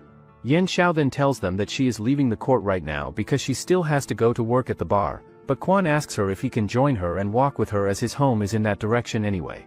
He then quickly gets on her motorcycle back seat and tells her to take him as well, as his home is nearby, which is only 5 minutes walk from where they are. Yen Zhao then drops him outside her bar workplace on her motorcycle, but then he tells her that it was great to have her on the team and play with her, and then he tries to leave and walk away. Yen Zhao asks him with curiosity why did he stop playing basketball when he clearly has some knowledge about the game, so he tells her that fat people like him are not suitable for basketball and cannot compete properly. He then tells her that he will do his best in helping both of them succeed as much as he can, because he can still strategize and plan plays even if he cannot play himself. Kwon then tells her that finding a decent job with stability is better than being on the streets all the time playing basketball for no future, but then he realizes immediately that he said something wrong and insensitive to her current situation and work. Later that night, Kwon gets back home stumbling like a drunkard, which makes his dad even more furious and angry at his behavior. Kwon says to his dad that he forbid him from playing basketball and he did stop playing, but what else does he want from him now and why is he still angry? Kwon's dad then gets even more angry and upset and says that he provides him with food, basic necessities and everything that he deserves in life, but now he is going to show him attitude and disrespect like this. Hearing those harsh words from his father, Kwon just goes back to his room without arguing further and thinks about Yen Zhao and their conversation earlier that day. The next day, Kwon's boss tells him to go pick up an important client for him this evening, and if he does well on this task then he will become an official employee for the company and get a permanent position. Kwon then drives his boss's expensive Mercedes car around the city when he finds Yen Zhao crossing the road on foot, so he quickly stops the vehicle and asks her if she wants a ride to wherever she is heading. Yen Zhao says with surprise that she had no idea at all that he was from a wealthy family and had access to such nice cars. Just then at that moment, Lee-gung also shows up at the scene near them, so Kwon tells him quickly to keep quiet and not expose the fact that it is not his car but belongs to his boss instead. Yen Zhao then gives her bike key to Lee-gung and tells him to take her bike to the bar where she works so it does not get stolen or left on the street. After that happens, Zhao and Kwon are stuck in heavy traffic on the road when a romantic song about Romeo and Juliet is playing in the car through the speakers. This gets the situation awkward, so Kwon asks her about today's practice but she replies that it's like usual and asks if he find new members for Lee-gung yet. Kwon replies that he haven't found anyone yet, so she asks him how he and Lee-gung actually met. Kwon tells her that they met in middle school when he stopped playing, so she asks why he did but he doesn't reply. After that drive together, they arrive at Yen Zhao's bar where she works, and she offers him a drink and says that he should finish it quickly and then go pick up his client for work. She then asks him what drink he is going to choose from the menu but Kwon says that his entire 22 years of life, he has always been drinking milk and nothing at all. Just then suddenly, another guy shows up at the bar and tries to flirt with Yen Zhao and get her attention, but she tells him to just drink his and leave the bar. The guy then tells Kwon mockingly that there is a difference between a normal person and a fatty like him, so he should not force someone to be his girlfriend when it is not meant to be. The guy then pays for his drink at the counter and kisses Yen Zhao's hand inappropriately, but she says that some people have no choice in their lives as all they have is and nothing else. Seeing that, Kwon finishes his drink quickly and punches the guy hard on his head with anger. After that punch is thrown, everyone in the bar starts beating up Kwon like wild animals and attacking him violently. The next day, Kwon leaves from his office like usual at the end of his shift, and everyone in the office thinks and gossips that the reason he gets to leave on time is because the owner is related to his dad and gives him special treatment. Kwon then calls his mom on the phone who yells at him and says that if he did not get into a fight with his dad recently, he would not have set a curfew on him and restricted his freedom. She then tells him to eat food from the fridge when he gets home and remember to send his dad his location so he knows where he is. Kwon then changes his clothes when he arrives home and decides to check the fridge to see what is there to eat for dinner tonight. Later that evening, Kwon receives a call from his boss who tells him that tomorrow the company will accompany an important client to a basketball game for entertainment, but the other employees are busy with other tasks, so he should ask his dad to find 2 good players from the team and help him entertain the client tomorrow. He decides that he is going to do that task and help his boss with the client tomorrow at the game. The next day after planning everything, Kwon calls Lee-gung to his office workplace and tells him that his internship period will end very soon, and whether he can become a regular full-time employee will depend on today's game performance and how well they entertain the client. Lee-gung then asks him if he is nervous about the game, so Kwon tells him that after graduating from middle school years ago, they never played basketball together again, so he does not know when he started to get used to being a spectator off the court instead of a player. After that conversation, they both arrive at the company's rooftop area that looks like a basketball court with hoops and markings, and then they change their clothes into basketball gear to get ready. Lee-gung then grabs the basketball with his hands and shows off his insane and incredible dunk ability by jumping high and slamming the ball through the hoop, and this amazing display catches everyone's attention who is watching the game from the sidelines of the court. Right at that moment, the boss also arrives at the rooftop basketball court where they are playing, and he makes a comment saying that young people these days look really passionate and energetic about playing basketball and the sport in general. The boss then tells Lee-gung directly not to go easy on him or hold back just because he is older in age, and he explains that he knows how to play basketball very well and has plenty of experience playing the game from his younger years. Lee-gung then gets the basketball in his possession and control, and he runs straight towards the basket with incredible speed to try to score a goal for his team and get points. A guy who plays for a different department suddenly steals the ball away from Lee-gung's hands, and then he throws the basketball into the basket successfully for a score for his own team. At the same time, a taxi driver arrives at the company office and asks someone about the exact address of parking garage in the building. He then quickly gets on the elevator and arrives at the rooftop where he finds little Zhao making a dunk in the basket. Seeing him, Kwon thinks that if he was that height, he could also dunk, and then he tells Lee-gung not to get confused by his age as the old man CEO plays pretty well. The CEO is actually warming up for the match, but everyone just starts encouraging him so that they can get easily promotion. After that, the match begins with 2 teams, one that contains Lee-gung and Kwon and the other with CEO MANHWA, who tells Lee-gung and Kwon that he will definitely win against the other team, but Kwon asks if he can really jump. The guy replies that he has never lost a jump ball. The match then starts with the taxi driver failing to get the ball to his side from the very start, and the other team easily gets possession of it without any difficulty. Then they quickly start running around the court after passing the ball to each other with speed, and they are so fast and their plays are so tight and coordinated that it even confuses Kwon, who is watching. The other team's guy then jumps up high to score a point for them, but instead of throwing the ball into the basket himself, he just passes it to his boss, who is open. The boss then gets ready to shoot the ball, and once he throws the ball straight towards the basket for a score, Lee-gung jumps out of nowhere suddenly and blocks the shot with his hands. The ball then gets to Kwon, who catches it and quickly runs towards the basket at the other end, and then he throws the ball towards it to attempt a score. Everyone then tries to get the ball and fight for possession, but MANHWA who manages to get the ball from Lee-gung first before anyone else can. The match then continues and moves forward with the other team passing the ball to their boss player, and seeing that happening, Lee-gung quickly runs towards him to try and defend. However, the boss manages to throw the ball toward the basket despite the defense, but instead of going inside cleanly, the ball rolls around the rim of the basket and it eventually gets in for a score. Kwon then tells Lee-gung that the game is going to be like that and difficult, but Lee-gung goes over to MANHWA who and asks him weren't he sure that they can win this game easily. Kwon thinks to himself that MANHWA who can take rebounds out of his hands with skill, but he feels like he has seen him somewhere before in the past. Afterward, we get a flashback memory of Kwon who is watching a basketball match with his dad at a stadium, and he thinks to himself that the number 21 player is pretty awesome and impressive. He asks his dad if he is planning to bring him to his team as a new recruit, and then another guy also tells him that at the young age of 21 years old, he is very good and has superb shooting abilities on the court. Kwon says with excitement that if he enters his dad's team, they will definitely get the championship for sure and win everything, but his dad thinks differently, that scoring by only physical ability is not impressive at all, because there are a bunch of players that can already do that without much effort. The coach's assistant tells him that his average is 28 points per game, but it does not count as controlling the court properly, and his height and talent is not comparable to the best players. However, Kwon's dad watches the match carefully and thinks to himself that when the opposing player scores continuously without stopping, he proceeds with strong defense and even fouls them to stop their momentum. Back in the present time, Weigwa who manages to get the ball in his possession and he quickly passes the ball back to Kwon so he can take a shot. Just as Kwon tries to throw the ball into the basket for a score, another player from the opposing team steals the ball away from him and passes it back to their boss who is playing. The boss then runs straight towards the basket with determination while other players from his team start to escort him and provide support on offense. He then throws the ball straight at the basket to score while Weigwa who seems to block Igung intentionally, and then Weigwa who gets the rebound from the boss's shot again. Weigwa who then passes the ball back to Kwon to advance their offense, but it seems like the ball was missing its target and it went to the boss instead by accident.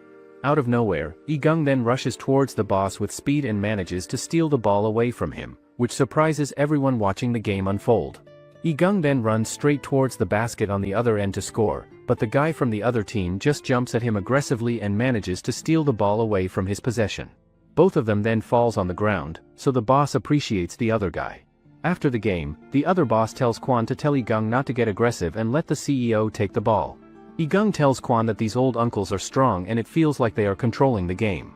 After that, the match continues and Kwon might have recognized Weigwa who is someone who used to play when he went to watch a match with his dad. From the first day of being influenced by basketball, Igung's eyes have always been on the greatest players in the world, and they taught him a lot of important stuff about the game, including endurance and hard work.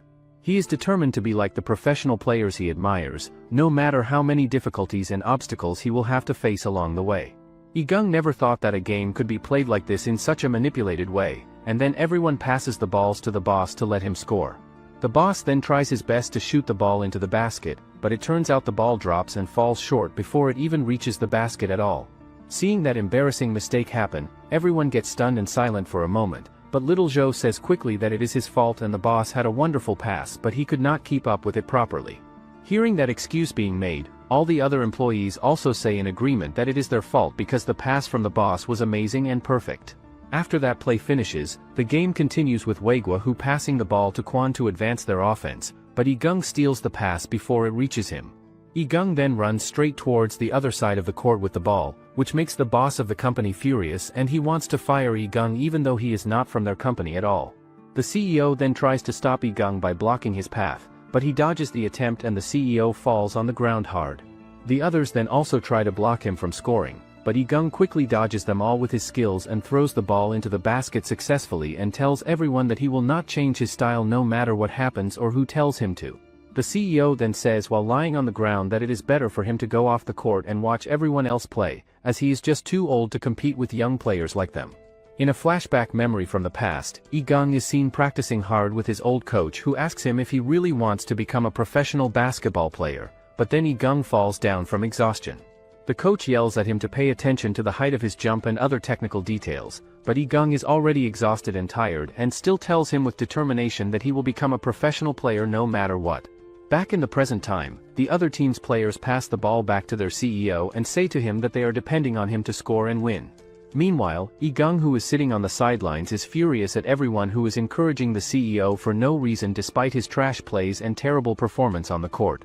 The manager then tells player Lu that the CEO seems to be exhausted and tired, so they need to stop the match before something bad happens to him. Hearing that, the guy starts crying and says that he got a leg cramp because he has not exercised for so long and is out of shape, and then he asks the CEO to come with him to the dressing area to rest. After that incident, a guy asks Kwon where he found a straightforward and honest guy like Igung who does not play games, so Kwon says that he is his good friend and he plays basketball really well. Kwon then tells him proudly that Igung is a captain of Binhai University basketball team, as he took their school team to the championship this year and won the title. Weigwa who hears everyone talking about Igung and walks up to Igung directly, asking him how the coach Lin has been training him these days and if he is improving his skills. Igung does not reply to him or answer his question at all and just goes back to the ring to shoot a three-pointer shot into the basket successfully to show his skills.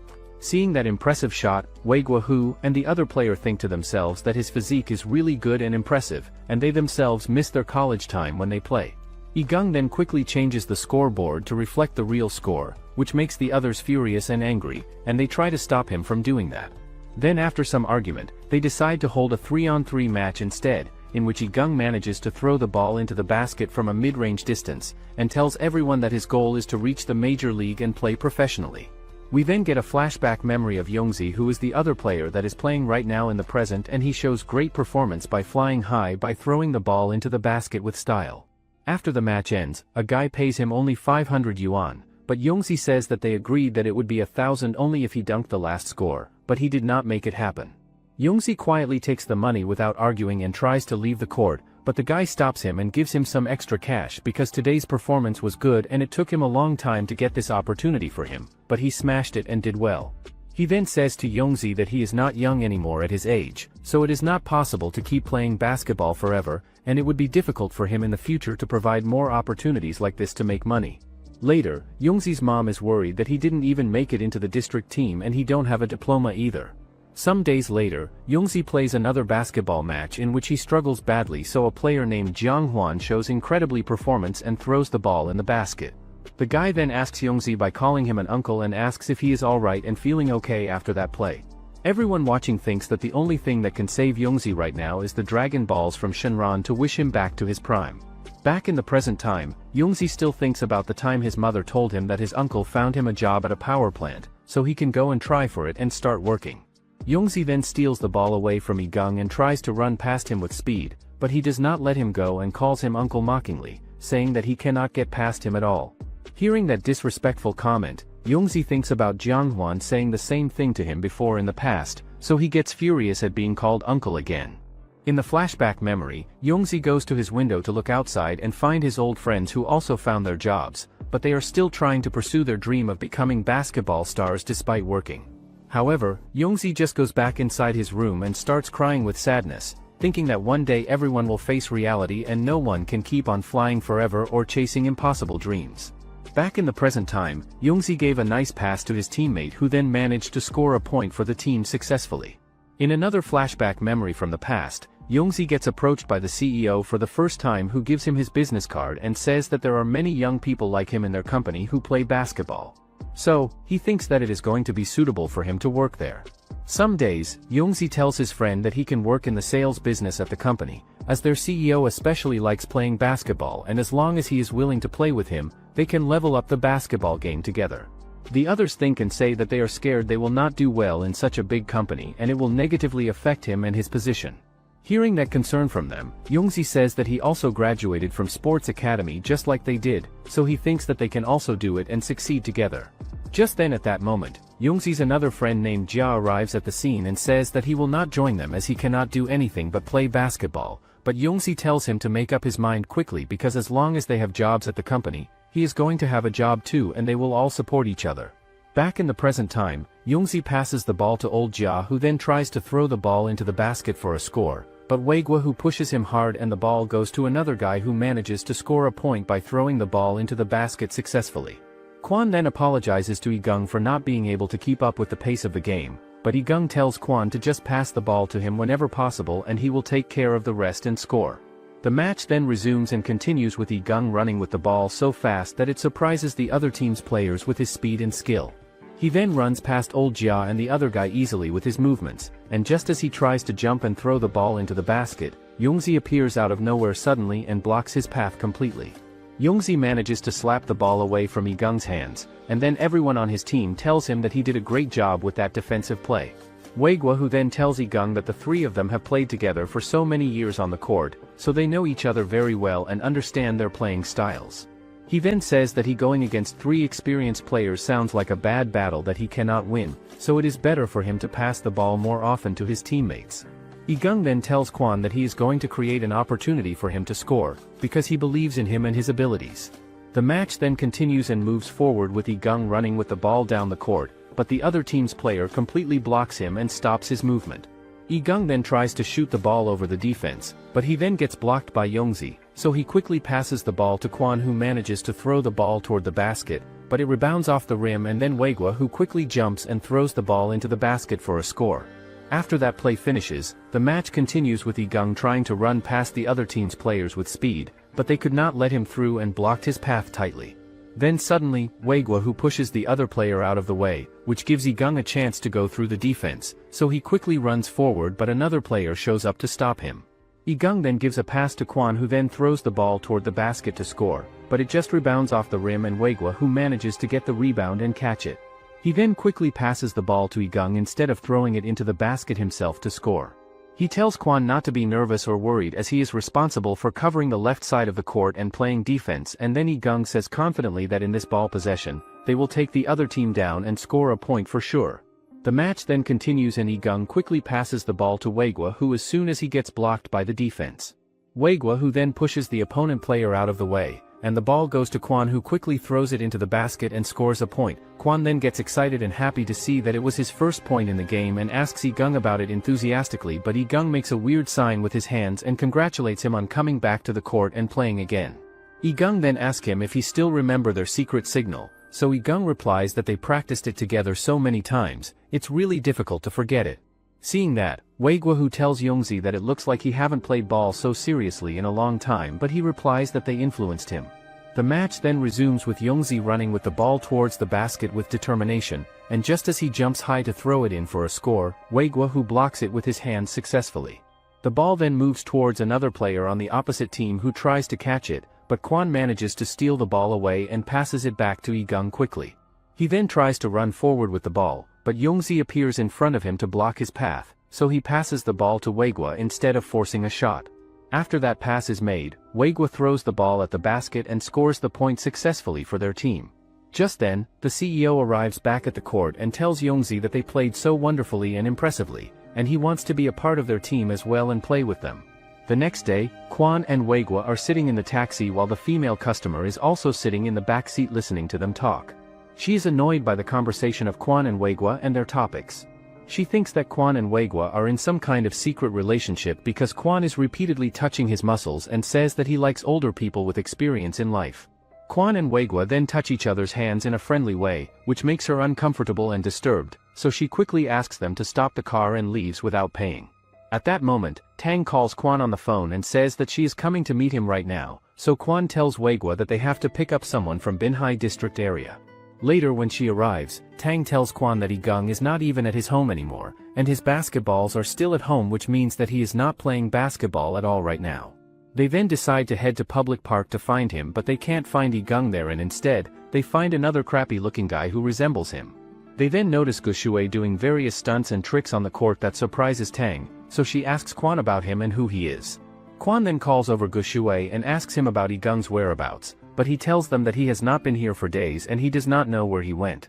After that conversation, they quickly get back in Waegwa's taxi to find out where Igung is and what he is doing. Kwon says that he might be with a girl somewhere spending time, but Tang replies that there is only one girl he knows and that is her standing right here. Kwon reveals that there is also someone else that Igung knows, and they then pick up Yen Xiao from her place, who is still sleepy and tired. Yen Xiao then notices Tang sitting in the car and says that she must be his girlfriend who came to pick him up that night when they met before.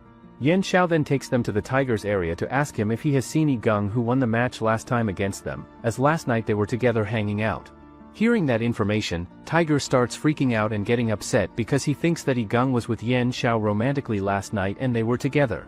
Yen Xiao then tells Kwon that they should go back and leave, as she is sure he did not come here to this area at all.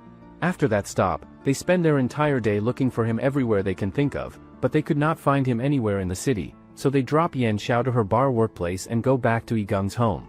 At his house, they could not find Igung there either, so Tang starts crying with worry about where he could be. Meanwhile, Igung and his father are standing outside somewhere and they are waiting in a long line with many other people around them. Igung talks about how there are so many people who already passed the application process and made it this far. His father quickly tells him that he does not need to worry about all the other people who are trying out. Right at that moment, Igung sees someone he recognizes and realizes it is a bench player from the Killer Whale team, and this player is also at the same place because he is here to try out too.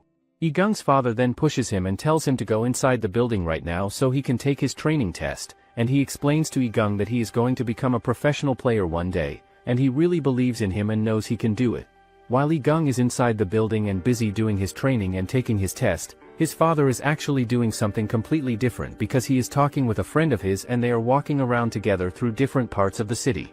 He tells his friend that Igung is amazing and talented, and he has surpassed college league level a long time ago with his skills. He then decides to head out to the supermarket to buy something for them, while Igung goes through painful training at the facility. The trainer there tells everyone that after turnaround runs are complete and finished, they should change their jerseys as they will start a match soon against another team. Igung's dad then receives a call on his phone from his wife who is in the US right now, and he asks her about the training camp in the States and how it is going. He then tells her that at most within a year, Igung will be heading over there to join her, and after that she will need to take care of him properly, and he believes that their son will definitely make those foreigners look at him with admiration and respect for his basketball skills. After the call, Igung's dad thinks that last night he had a dream, and in that dream, he saw that Igung won against an NBA player. While he is walking on the street, he gets into an accident with a vehicle, and Igung quickly gets the call about it from someone who witnessed it. Later that night after the incident, Igung finds out that there are several missed calls from Tang on his phone that he did not answer, but then he receives a call from his mother from overseas. He tells her that his friends take good care of him here and he does not want to come to the US to live with her, but rather he wants to become a professional basketball player here in his home country. Igung then gets back home after the call, where Tang quickly hugs him tightly with relief and happiness that he is safe. The next day, Tang goes to her boss' room to deliver a performance report, but the boss starts touching her hand and gets freaky. The boss then asks her out for dinner tonight, but she rejects his offer and tells him to find someone else. Tang then leaves the office to find out that boss has decided not to give her a full-time position, so she decides to tell Igung about it, but she doesn't. Igung then calls her and asks her out on a dinner tonight, so Tang happily tells him to send her the location.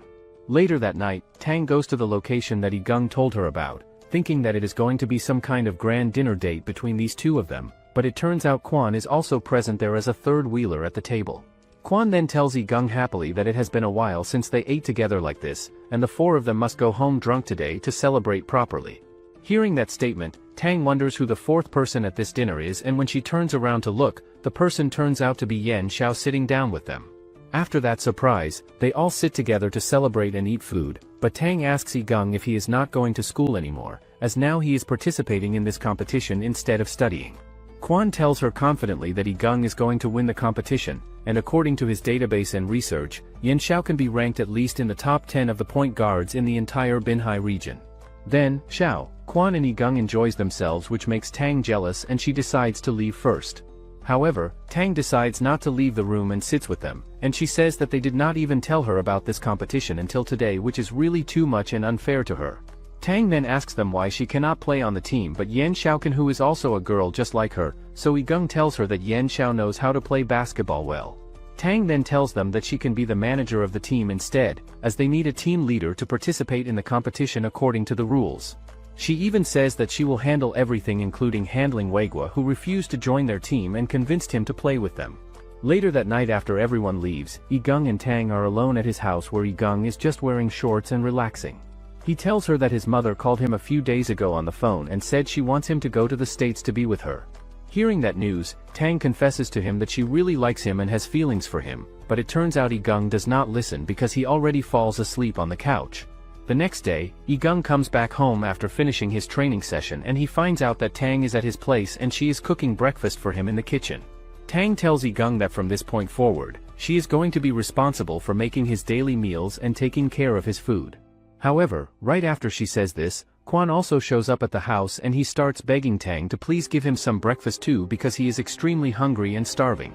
After listening to Kwon's request, Tang decides to serve breakfast to both of them and she gives them their food.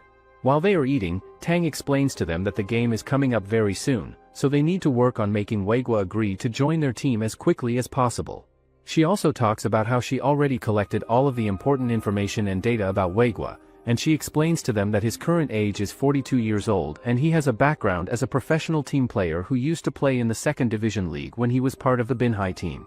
Moreover, due to injuries he suffered in the past, he became a taxi driver to make a living, and she thinks that as a player who played in professional games before, his experience and skills are exactly what they need for their team.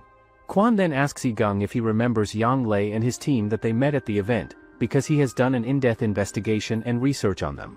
He explains that the first guy from that team is Martin, who has been leading that team to win the championship in the Central Division of the College League for 3 consecutive years in a row. However, he thinks that Weigua is a suitable opponent for Martin on the court, and they are two destined opponents who are evenly matched in skills and abilities to compete against each other. Kwon also says that Martina and his team will be the biggest obstacle on their road to winning the championship title, so they have no chance of winning without Weigua joining their team. Igung then tells them that he met someone in People's Park who is really good at basketball, but they need to pay him 500 yuan to recruit him to join their team. The guy turns out to be Zhong from before, so Tang calculates the payment for the entire week including renting Weigua's car and taxi to pay Zhong for playing, which leads the total payment to 30,000 yen in expenses. The next day, Yigung's team and Zhong's team arrives at the competition venue where Yigung and Zhong fights over a pair of shoes. The staff then gets them extra shoes and shows them the factory's training area. The staff explains that the Maker factory manufacturer was established in 2016, and this testing center uses the most advanced high-tech technology in the world. He even adds that their smallest movements will be captured by these cameras. Suddenly, the ground underneath them starts shining, so the staff says that this is their real-time physical data analyzed by their AI based on its observations just now. Suddenly, a LED virtual basketball court shows up in front of them, and the staff members tell them that this test floor is worth $30 million and it can provide product testing for more than a dozen kinds of balls and equipment. The test then begins with Yigung and Zhong running after a red line on the court, so Quan asks the staff member about what it represents and means.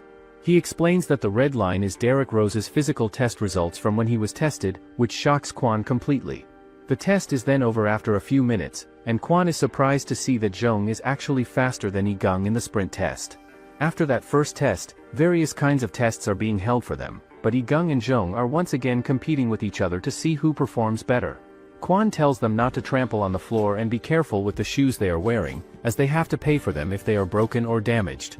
After some time passes, the results finally come out and everyone can see that Zhong's statistics and numbers are all much better than Yigung's results in every category. The staff members tell Zhong that they want him to help them test out the cushioning ability of the shoes they are promoting, and they ask him to do this with just one single dunk. Zhong then decides to show off his amazing and insane jumping ability and he leaps up high into the air and throws the ball down into the basket, and this action surprises everyone who is watching him do it. After Zhong finishes his turn, Yigung gets the basketball and he jumps up even higher than Zhong just did and he throws the ball down into the basket, and this surprises everyone in the room because they are all seeing someone perform at this level and do something like this. Following their performances, the staff members make a decision to pay them only 15,000 in total, and this amount of money makes Zhong extremely furious and angry about the situation. He then starts arguing with the staff members for quite a while and tries to get them to pay more, but Yigung tells him that he has the ability to pay for things himself, so Tang quickly stops Yigung from saying more. Right at that moment, Director Chiu shows up and arrives at the location and he tells all of them that they should play basketball together. Director Chiu then gets furious at the staff members for not handling the situation well and says that this is not how they handle a test properly in their facility. She then asks where Shuahai Lin is the coach, so Quan says that he is his dad and he has something important going on, so he is not here today to watch. Hearing that statement, Director Chiu does not believe that he is the son of Lin at all, because he is just too wide and overweight to be his son.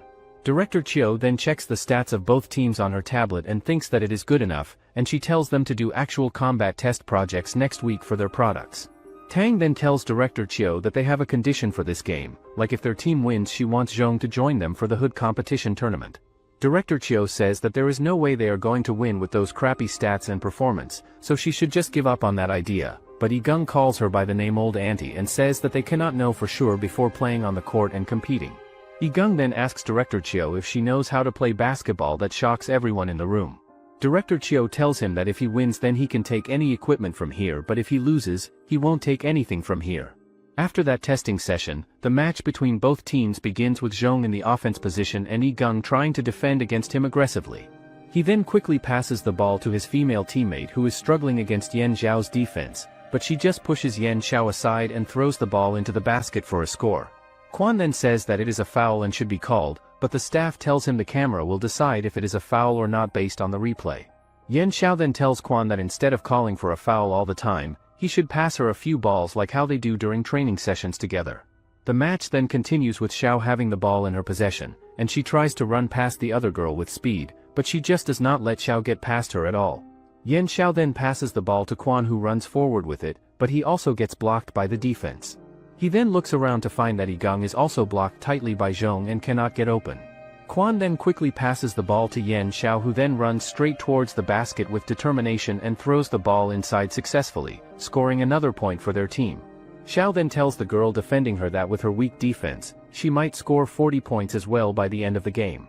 Everyone then starts cheering loudly for Yan Zhao and her performance, but Director Chiu says that they will still lose eventually, and she tells Tang that if they continue to play like this, they cannot last a few more rounds before running out of energy. The match then continues and moves forward with Zhong passing the ball to his teammate who easily throws the ball into the basket without much effort. Seeing that easy score, Director Chiu says that their offense is very relaxed and efficient, which is completely different from Tang's team who struggles every possession. After that play, Xiao and the other girl are struggling with each other for position, and Director Chiu tells Tang that the other girl knows how to use her height advantage to do close defense, so that her opponent cannot increase their speed or get past her. Xiao then passes the ball to Quan, who then runs forward with it, and he passes the ball back to Xiao to continue the play. She then quickly runs past the girl defender while Quan seems to hold her back with his body, and then Xiao easily throws the ball into the basket with amazing teamwork and coordination between them. Tang then tells Director Chiu that she knows Yigang was rude to her earlier, but they are not weak as she thinks they are, and they might actually win this game. Tang tells her that even though the other team's player is faster than Yan Xiao in a straight sprint, Yan Xiao is faster than her with the ball in her hands. Director Chiu then asks her if she knows the difference between those two types of speed and what it means. She explains to them that so far Tang's team has only relied on the girl Yan Xiao to score all the points, and in order to make up for her short height disadvantage, she runs every single round to get rid of the opponent defender, meanwhile finding a chance to score for the team successfully. Director Chiu says that not only does the other team have more players who can score points, but they also score much easier than Tang's team does, which means that in each round, her team has to use more physical energy than them on offense to get points. After that explanation, Yan Xiao manages to score another point for the team successfully, but the other girl tells her mockingly that she was lucky to score again, but she will not be lucky again next time. The girl then manages to push Yan Xiao aside and tries to score a point, but Yigang blocks it with his hands, so the ball goes back to another player on the court. The guy then tries to shoot the basketball, but Yigang jumps up even higher into the air than anyone expects and he blocks the shot completely, and this action surprises everyone who is watching the game happen. Director Chiu then turns to Tang and asks her why Yigang did not go to join the professional team earlier, because she thinks that with his natural physique and athletic abilities, Ling should have already recommended him to the professional team a long time ago, but Tang explains to her that Yigang had something serious happen to his family in the past, so he was feeling depressed and going through a difficult time for quite a while. Tang continues talking and says that she has watched him play basketball for 4 whole years now and she believes in him more than anyone else does. She mentions that most people thought he was the main problem with the team, but she truly knows him as a person and understands that he has his own unique way of playing and doing things. After this conversation, Yigang and Quan both manage to shoot the basketball into the basket successfully with their amazing shots and incredible skills, and with that final play the first half of the game finally comes to an end. Director Chiu then walks onto the basketball court and she calls for an official timeout for the blue team so they can discuss strategy. Zhong then tells Chiu that there is no need for a timeout at this moment, as it is just 1 point behind and he can catch up with it easily. Chiu tells them that she thought they would now be at least 10 points ahead with their stats and advantages over the other team, but their stats turn out to be useless on the court. She then tells them firmly that they have to play as she says from now on and follow her instructions, and then the timeout is up with both teams returning to the court to continue. The other team's player then passes the ball to Zhong to start their offense, but Xiao hits the ball away and it gets to Quan, who catches it. The other team's girl then comes to block Quan from advancing forward. Earlier during the timeout, Chiu told the girl that she should not compete with her opponent's strengths with her own weaknesses, and she should use her strengths as much as possible to do the most efficient offense and defense on the court. The match then continues with Yigang getting the ball and he gets double-teamed by Zhong and the other guy. Yigang tries to dodge them and runs towards the basket, but then, he passed the ball back to Xiao, who then tries to shoot the ball in basket, but the other guy blocks the shot. After that, a flashback shows in which Yigang and Quan arrive at the venue location where their important game is scheduled to happen tomorrow, but Quan tells Yigang that they need to get familiar with the venue first before the actual game takes place. Quan starts explaining to him that this upcoming game might be the very last time he ever gets to play a basketball game together with Yigang, and he goes on to explain the reason why by saying that he made a serious military order agreement with his father that states if they cannot win the championship trophy this time around, he will have to completely give up playing basketball forever and instead focus all of his attention on his studies and schoolwork. He continues telling Yigang more information and mentions that he went to get a bone age test done at a medical facility a while ago, and the doctor who examined him said that based on his bone age results, he can only grow up to a maximum height of 1.77 meters tall, and he adds that if they end up losing this time, Yigang will have to continue playing basketball for both of them in the future. Igung then responds to Kwon by telling him that they should not be talking about losing right now at this moment, and regarding the topic about being short in height, Igung points out that he himself is actually even shorter than Kwon is. When the story returns back to the present time, director Chio makes a statement saying that Igung is not qualified enough to play at a professional level yet because he passed the basketball to someone he should not have passed it to during the game. She adds that once a teammate responds, they can change the defense to adjust the line of defense, and she simply let the blue team use some of the most basic defensive strategies of a professional team. Moreover, Chio says that he can't even make an accurate judgment with such a simple double teaming, and if only he can look at the form on the field, he will find that Kwon is already standing in the best offensive position. The match then continues with Igung passing the ball to Yen Xiao, but she couldn't catch the ball, so Chio says that her energy can't keep up now and this kind of lob pass to the basket is impossible. After that, Zhong scores another 3-point ball, and then the match continues with Zhong's teammate scoring another point, and with that Igung's team are far behind them. Chio then tells Tang that if she were her, she would call for a timeout for them to rest, and then Tang decides to call out for timeout. Chio tells Tang to tell Igung that if he wants to win then he should play it as he's the only one playing on the court. Afterward, it is breaking time and Tang tells Xiao to relax her breathing before she drinks water, as she has been running since the game started without stopping. Xiao thinks to herself that she has been running for a while now, which is totally different from playing at the Eshiton court where games are shorter. Kwon then tells her that she does not have to worry at all, as he will use all the tricks he has learned to make them win this game. After that break time, the time is up and both teams return to the court to continue playing. Tang then tells Igung that she thinks that Chio is trying to help them, although she really does not understand what she meant by her instructions, but Igung replies that she must be right about her strategy. But then Kwon arrives and tells Igung to give him a high five and says that they are going to win this game together, but he just smacks his hand away and says that he will win the game himself. The game then starts with Kwon serving from the baseline, and he quickly passes the ball to Igung to begin their offense. After that pass is made, Igung runs through everyone else on the court with the ball in his hands, and Chio thinks to herself that Igung is still playing like before, which means that he clearly did not understand what she said at all during the timeout. After that run, Igung passes the ball to Kwon, who then misses the pass completely, and the ball falls on the ground and bounces away, and the other team's girl quickly catches it and takes possession. Afterward, we get a flashback memory of the time when Igung first transferred to Kwon's school, and when Kwon heard that he is interested in basketball, he freaks out with excitement. The teacher realizes that Kwon is very enthusiastic towards his new classmate and friendly, so he should just sit with him in the classroom. Later that day after school, Kwon tells Igung that only he gets to wear the number 8 jersey of Binhai High, which means he is the strongest player, but Igung decides to challenge him in basketball to prove himself. Kwon tells him to serve as the first one to start the game, as he never bullies someone who is shorter than him or at a disadvantage. Everyone else watching thinks that Kwon looks so cool and impressive, so they wonder when they are going to be manly and skilled like him.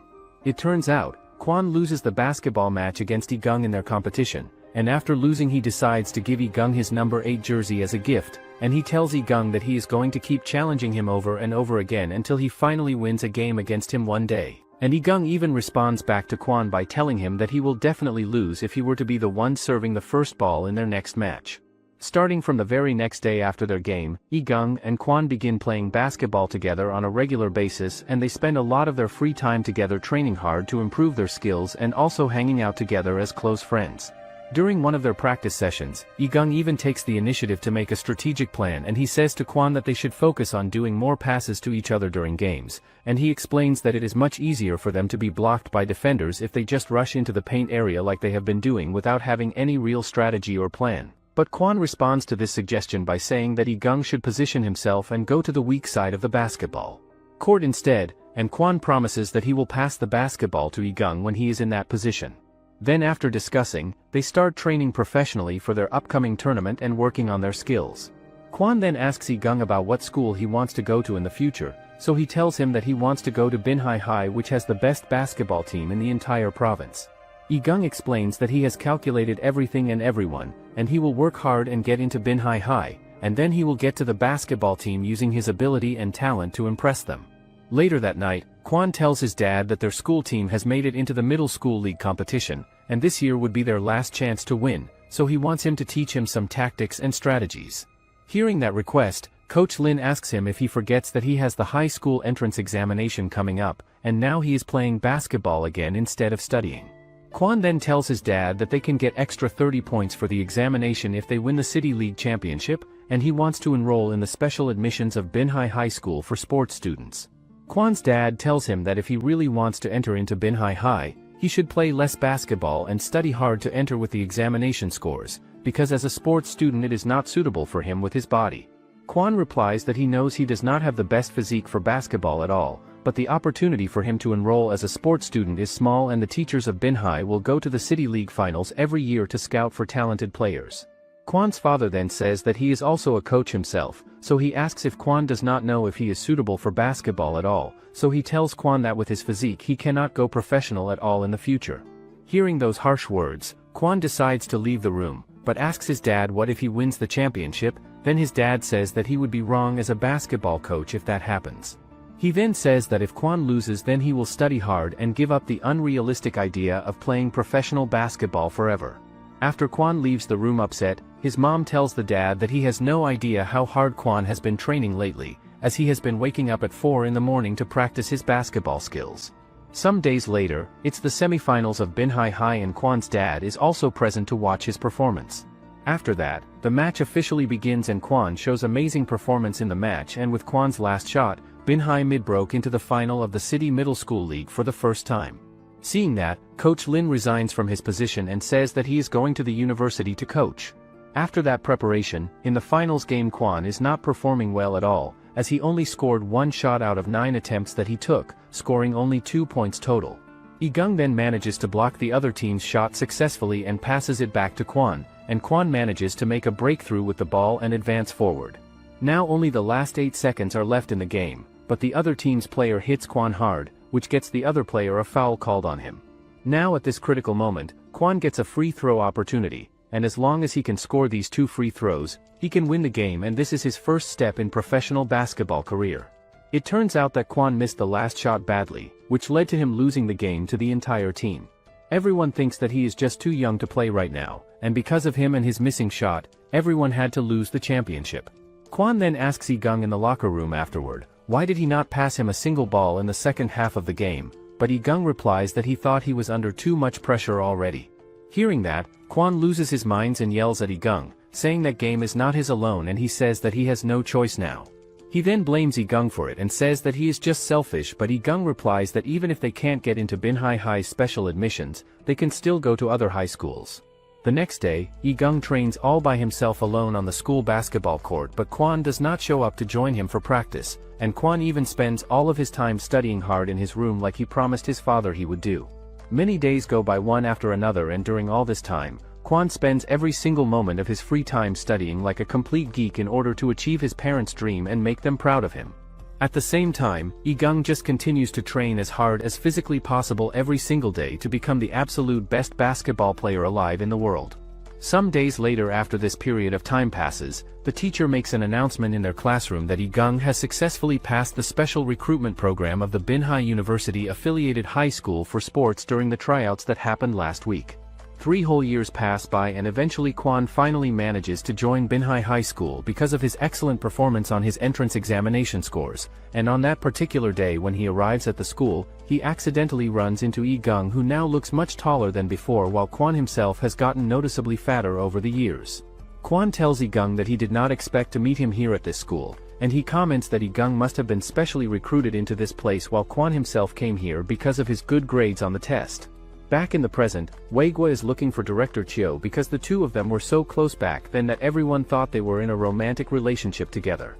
Waegwa's friend tells him that she is the technical director of the Maker Factory now, and she even drives a Maserati luxury car to show her success.